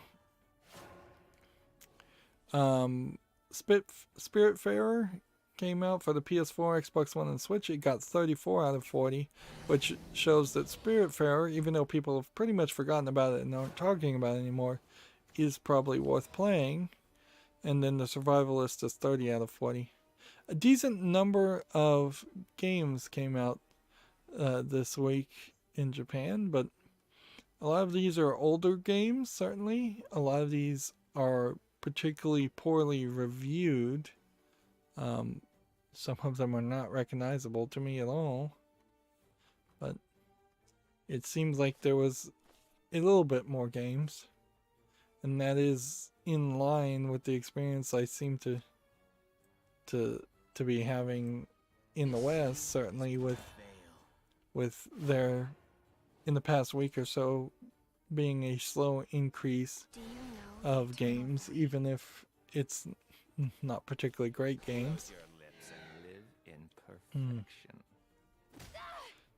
Gametsu has an article here. Sakura Kakume Hanasaku Otome Tachi gameplay trailer. This is for smartphones. It features a new song, Wareira no Inori Wareira no Mirai. Okay. I don't know what kind of game it is, but we'll see. Is that a Let's see. human? you are done for? If it's a smartphone game, it's probably a, The void will be there for me. if I was to guess, it's probably a gacha RPG game. It actually looks very nicely designed for a smartphone game. Yeah, and then it seems like it is a card collecting game of some sort and a tactical placement of some sort. It looks like it might be from the Sakura Wars series of games. You're seeing robots, but you're seeing kind of a feudal dress also.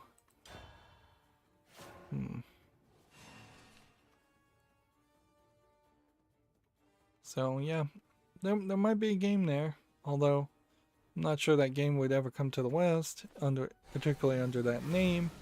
And if it did come to cell phones, I'm not sure that there's much to do with cell phone games. Anyways, Genshin Impact is still trying really hard to advertise, and apparently they've taken a trick from Japanese advertising and put in ads inside the New York trains for Genshin Impact, which I imagine that the Chinese company thought would have been a great idea, but really it's a pretty dumb idea.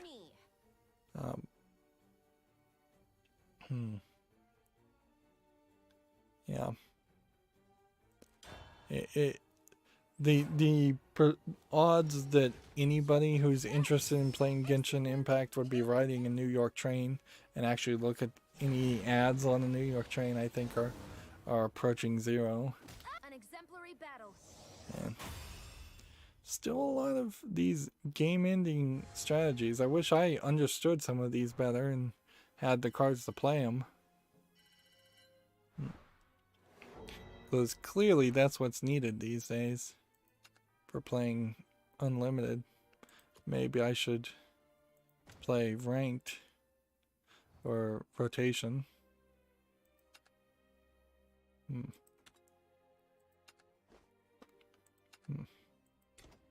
yeah, I still haven't gotten around to doing any of the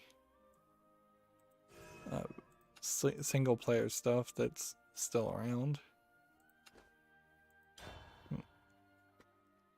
Moving on, we have a game on Steam here called Insect Adventure Demo, which it's a demo and it looks like garbage. It's free, it's English, nothing more needs to be said. See, I think what we'll have to do is we'll probably want to play a little bit longer today and go through my Twitter feed a second time. Since I'm streaming early today, again, we're back to that. I hadn't even mentioned that.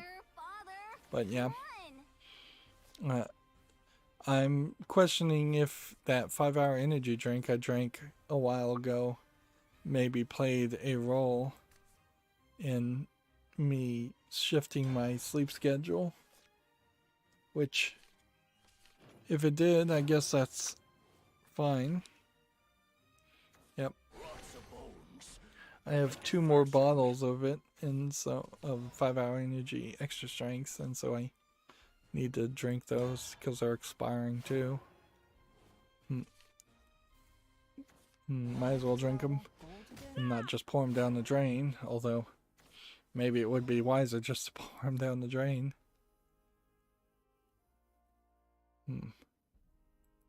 See.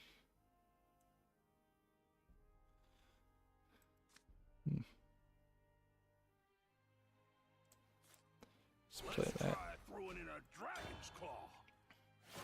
Moving on, Gamatsu has an article here. The Cotton Reboot Limited Edition has been detailed, and you can see this is quite a limited edition collection of things.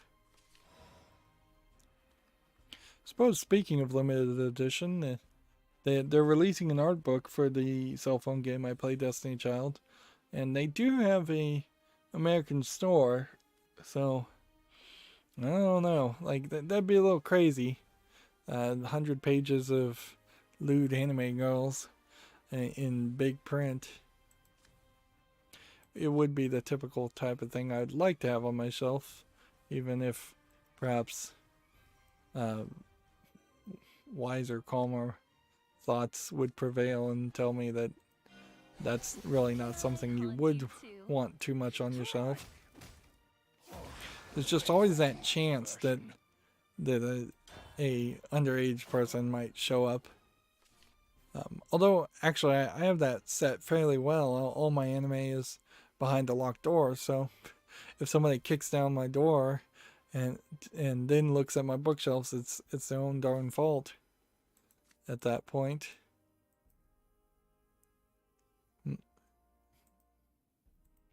And frankly, looking at the spines of anime DVDs is not going to inherently corrupt a kid, even if some of the artwork is a little bit lewd.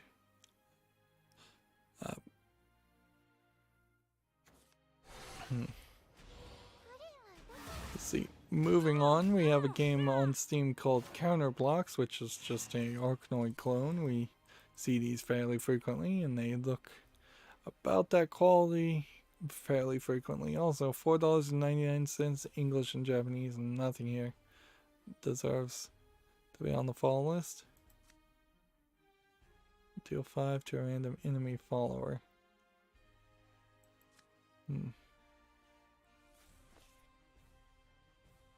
Okay.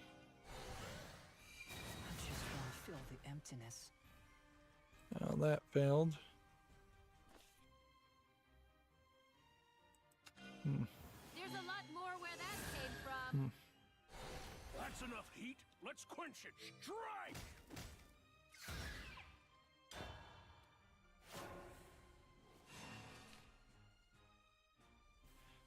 Spice and Wolf Br2 is coming soon on Steam. Spice and Wolf was an anime / manga that was fairly popular, I would say about 6 to 7 years ago. It still seems like it's probably popular enough. Spice Trader rescues 2 like fox girls, I think is the story there, and they live with them, and it's kind of like a healing heart. I forget the Japanese term for it. Healing heart, like slice of life, cute story. It's not particularly lewd, and so you can, in the previous game, you can probably just live a day, live your life around it. It's Japanese full on you. In a weird way, the Spice and Wolf VR game is very possibly one of the best VR games out there. You can see the original one is rated very positively, and it's just, this came out in 2019. You're just interacting with one of the wolf characters.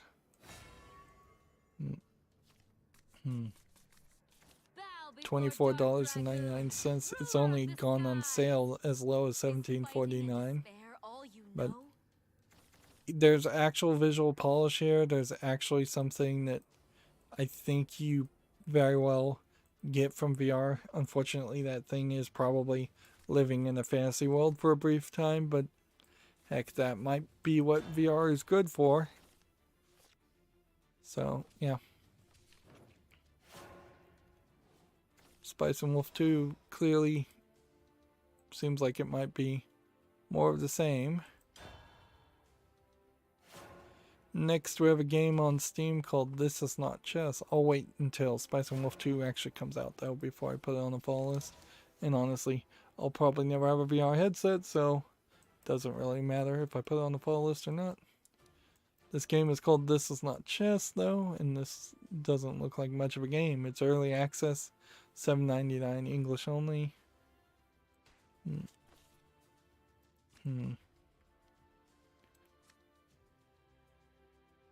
Can we do anything here?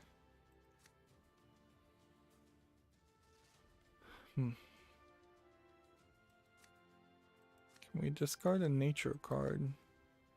We can play this. These weapons are for hunting dragons. That's probably the best time to play that, actually. Next, we have a game on Steam here called Electioneering. And this looks like a troll politics joke game. Doesn't look particularly good. It's early access. It's $14.99. It's English only. We are, I believe, 2 weeks away from the national election of the United States.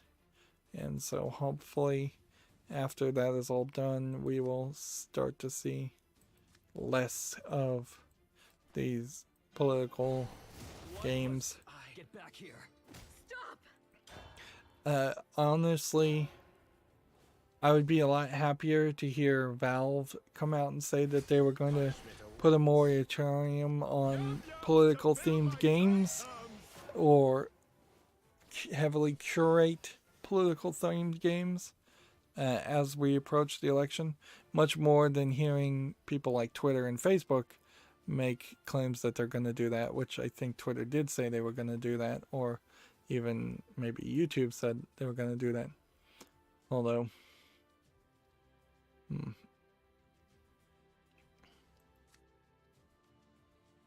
like,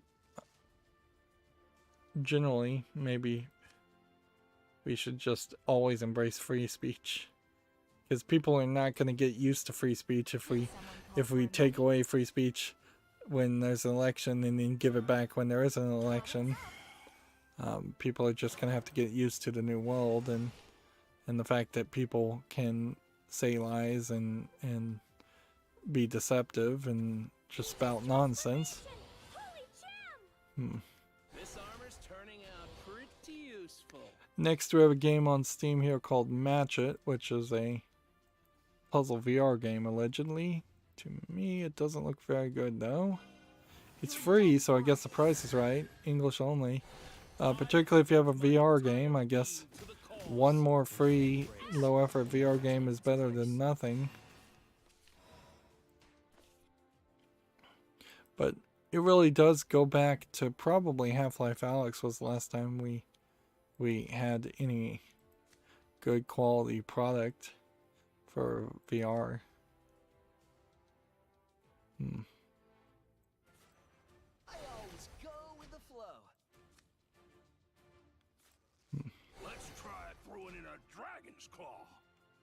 Let's see. There's a lot more where that came from. Think I reached enlightenment? Stream on! That, What was I? Concoctions away. and then that. Did I not pray hard enough? Bottoms up. See. Next, we have a game on Steam called Trim, which looks like it's a side-scrolling battler where you're throwing grenades. Never thought about a game where you're lobbing grenades and only grenades. There's not enough variety in this visuals, though. This feels like it's only one level. It's early access, $4.99, one achievement, English, Russian. Yep, some major red flags there.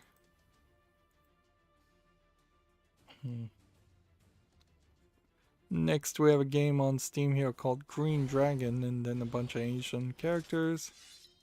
And it looks like an old NES game, but it says it's brand new.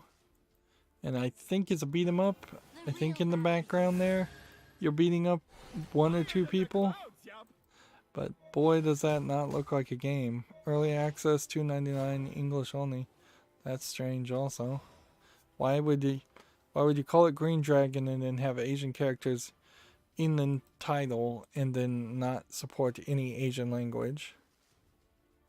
Let's see. 6. 5 damage to a random enemy. Strike! This one. What was I? And that one. Do that. Do that.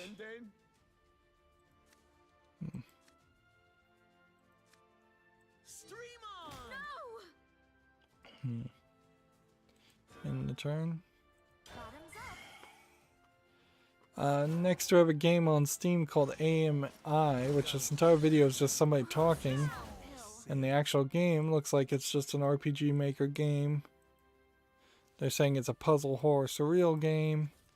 To me, it just looks like a badly animated RPG Maker game. It's free, so I guess I can't complain too much. It's English only. But, yeah. Rush, give something else ambush. Deal 6 damage to an enemy follower. We can start with that.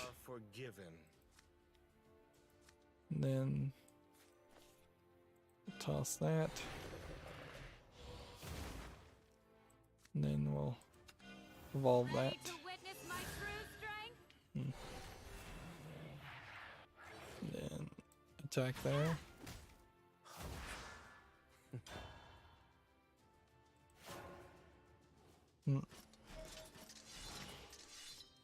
Next we have a game on Steam here called Cradles Lynx, which is tagged as an action VR horror game.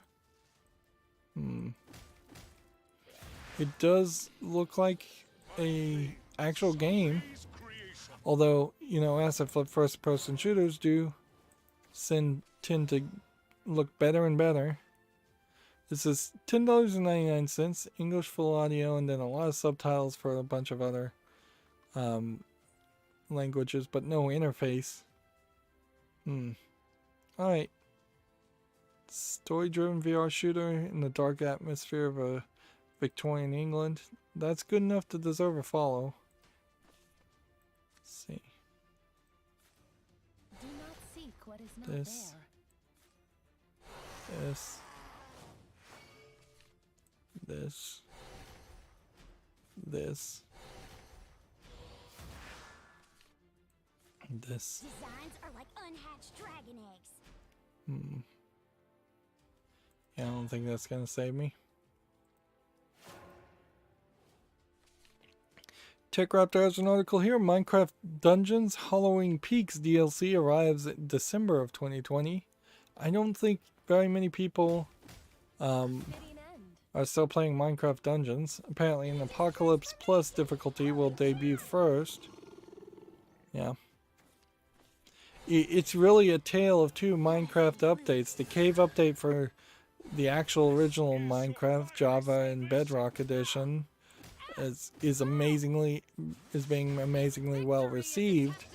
But Minecraft Dungeons, which is just using the Minecraft name to sell a bad dungeon crawler, or Diablo-like, I guess is the best closest comparison. Man, we're still in that same place we were. We got one quest that required 4 victories with a Swordcraft and Dragoncraft character, and we replaced it with another quest to do the exact same. Why can't they give me better quests? Or more random, more rotated quests. Anyways, we only have a few more articles, so TechRaptor has an article here. Pac-Man gets a Battle Royale game on Google Stadia. That's interesting, I suppose, but I don't think that really matters to many people. And frankly, there's a lot of Pac-Man games out there that aren't that good. TechRaptor has an article here. Pokemon Crown Tundra leaks reveal alternate legendaries. So, okay, there's some different images of alternate legendaries, if that matters to anybody. I don't know how many people are playing Pokemon Shield or Sword. Here we have a game on Steam called Endless Memories that actually does look like a polished Metroidvania RPG. Actually looks like a game, unlike so many other things we've seen today. $17.99 is a little too expensive. Bunch of languages, but I'll put it on the fall list and we'll see. I hope this isn't just the beginning of a really, really long increase in prices for everything. Devolver Digital announced that Crow Team and Devolver Digital have gotten hitched. Devolver Digital has acquired Crow Team. The latest Serious Sam game did not sell well, and was not received well by the one YouTuber that I think is a big fan of the at least first Serious Sam game. I'd argue that maybe all the Serious Sam games have just been sliding in quality. As somebody who hasn't played any of them, that seems to be the idea. Devolver Digital acquiring Crow Team does not mean much. Maybe Devolver Digital can put up the funds for them to continue to make more Serious Sam games, or perhaps even different games besides Serious Sam games, or perhaps even another Talos Principle like game. There's room for a Talos Principle too, in my mind. But I also wouldn't be surprised if Devolver Digital really can't fund it that much, and we see nothing from Crow Team really that feels like a product from Crow Team for many, many years, 5 to 10 years. But now is the time for acquisitions for companies that can't get games out or can't get their games to sell, certainly.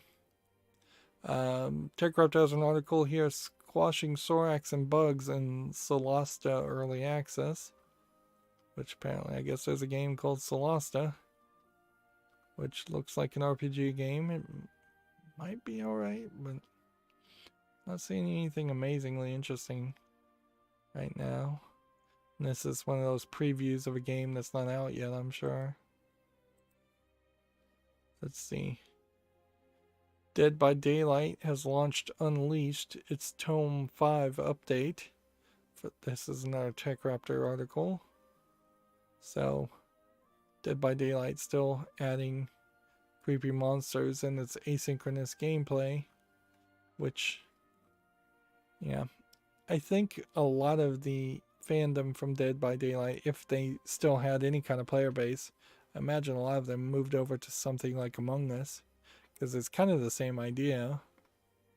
TechRaptor has a review here for The Walking Dead Onslaught. I bet it's not great. None of the Walking Dead games since the Telltale games have been particularly good, particularly if they were tied into the movie.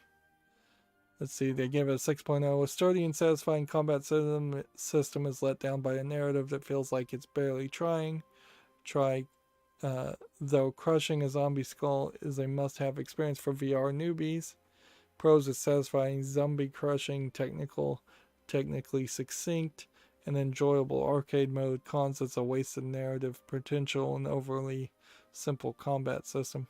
I think in general the narrative of The Walking Dead has always been pretty bad, and people just were turning a blind eye to that. Honestly, I'm not sure any zombie series can go longer than a 2-hour movie and be quality. Gamatsu has an article here. A 2D pixel art platformer called Death Stick has been announced for Switch and PC. Uses a world switching mechanic to discover new locations. Okay. And I wasn't expecting that. Alright, well, let me see what this reveal trailer shows me. It looks like you're in kind of a nature land, and then sometimes you're in a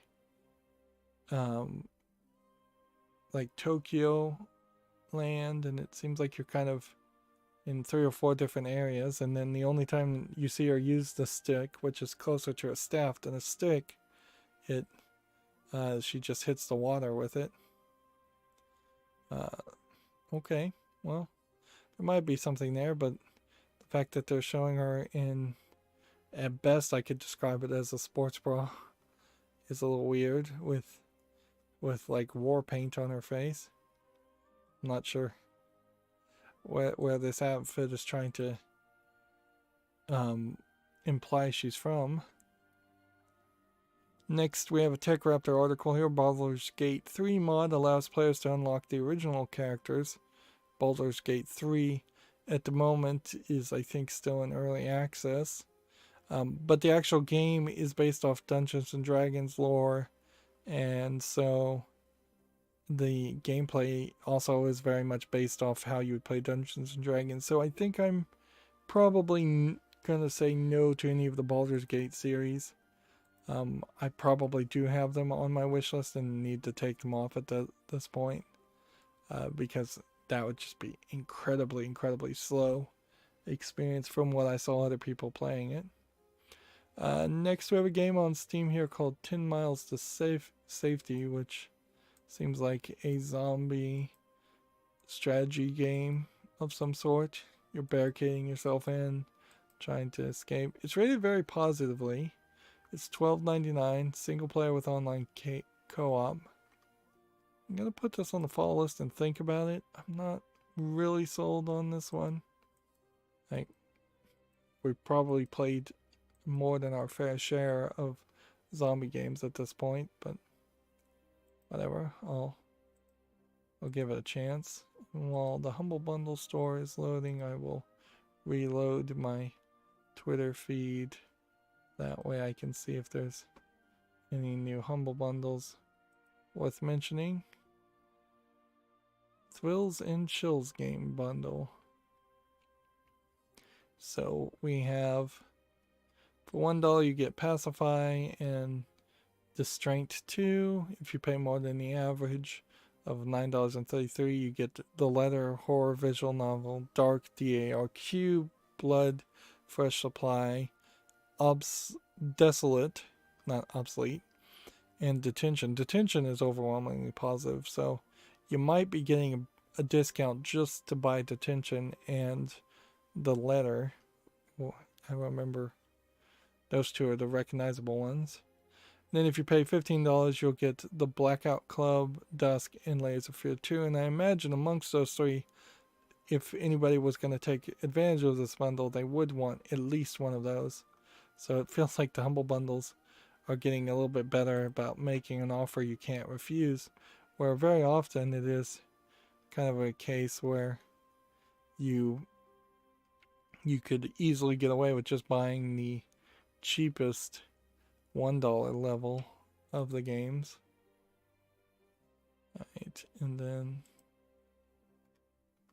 let me look down my Twitter feed and see. There's a game called Orbital Invaders, which is a space shooting game, and I don't think there's anything there that interests me. And then let's see.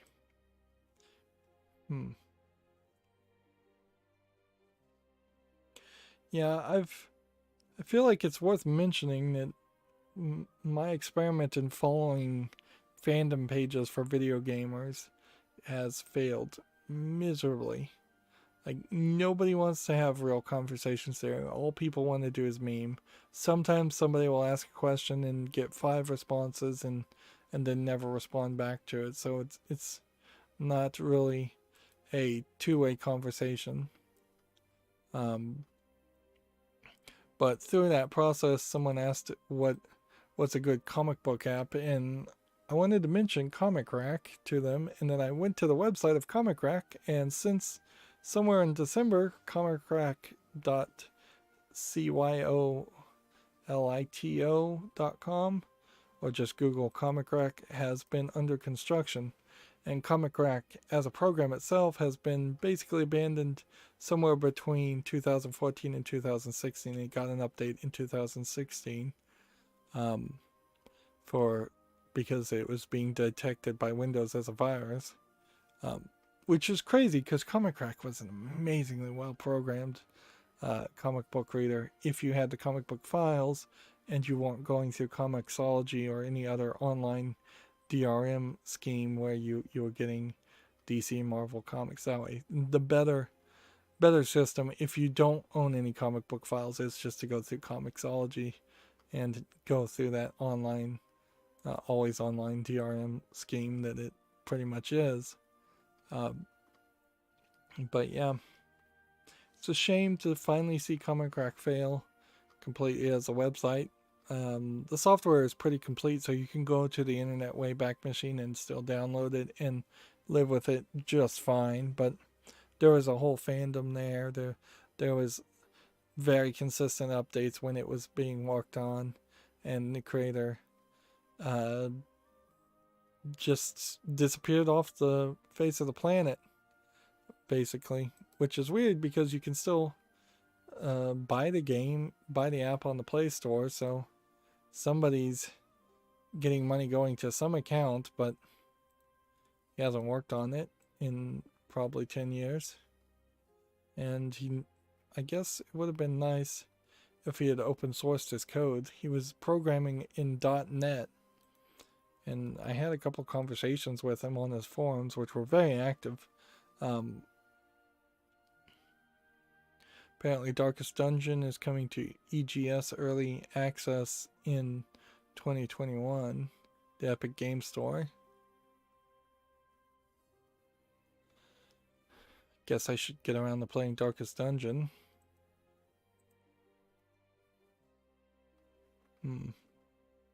But, yeah. For a brief time there, when I was trying to be a comic book fan, I was certainly thinking on the lines of having a bunch of comic book fan files, and I had a couple, certainly, but that whole concept and ambition really fell apart when I realized that most comic books were bad, and certainly that comic books in general are just not going to become mainstream. And you can clearly tell that that's the case now that the Marvel movies have succeeded so well. They have completely supplanted any ambition I imagine Marvel would ever have again to be mainstream as a comic book publisher. And DC is kind of in the exact opposite position because they've seen Marvel succeed, and so now they have to just double down and double down and double down ad nauseum to make their DC movies work. Otherwise, they will probably just go out of business and give up completely. Dragon Ball Z Kakarot has a new DLC character called A New Power Awakens Part 2. No, it has a new DLC called A New Power Awakens Part 2. Not a character, particularly. Alright, so we did have some games here. We have a game here on Steam called Beyond the Wire, which looks like a World War I first-person shooter that looks very polished. So I'll put that on the fall list. $34.99, English full audio, French, German, and Chinese.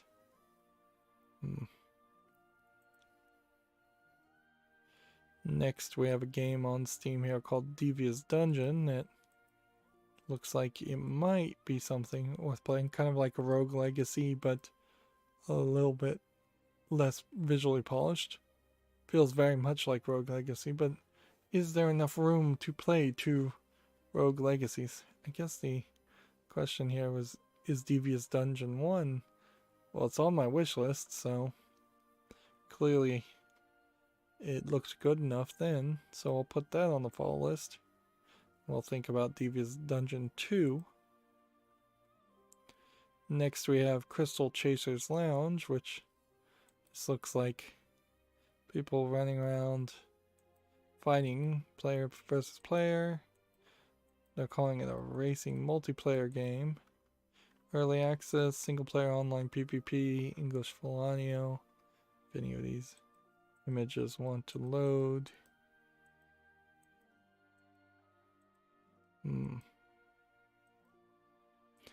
I don't think there's a consistent visual art style here. I'm trying to look at each of these characters from the back of their heads, and they just don't look interesting enough. Even if this did turn out to be like an amazingly good racing game. I'll be generous there, but yeah, I imagine it won't get well reviewed. Next we have a game on Steam called Damien, which looks like just a horror asset flip game.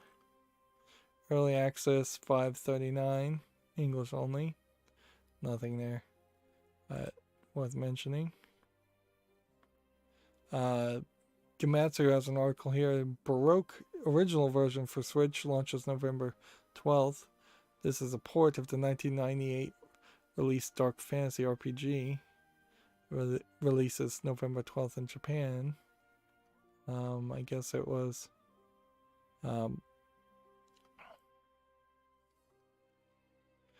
fairly like groundbreaking, this game, although I don't recognize it.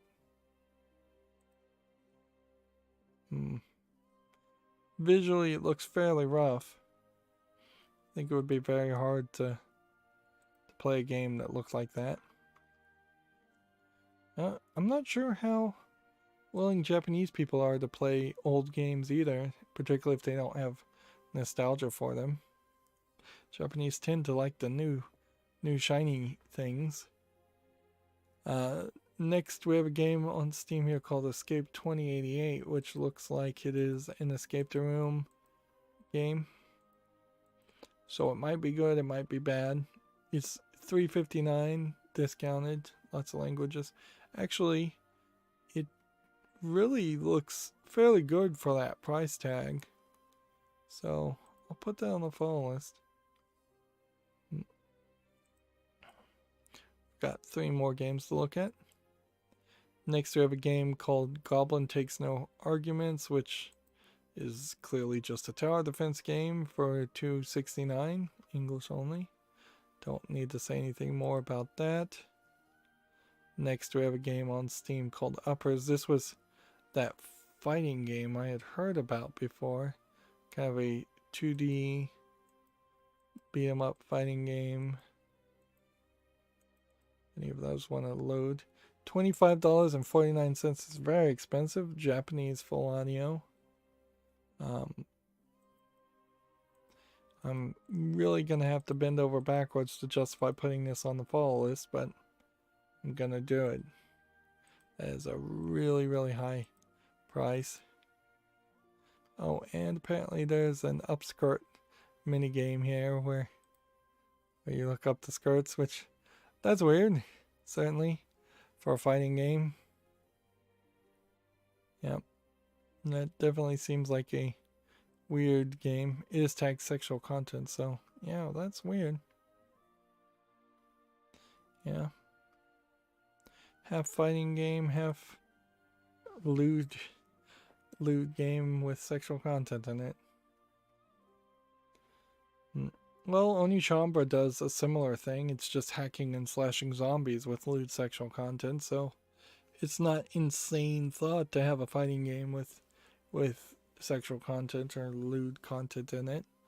I'm not sure if it's actual sex that you'll see or just lewd outfits and up people's skirts, up girls' skirts. Yeah,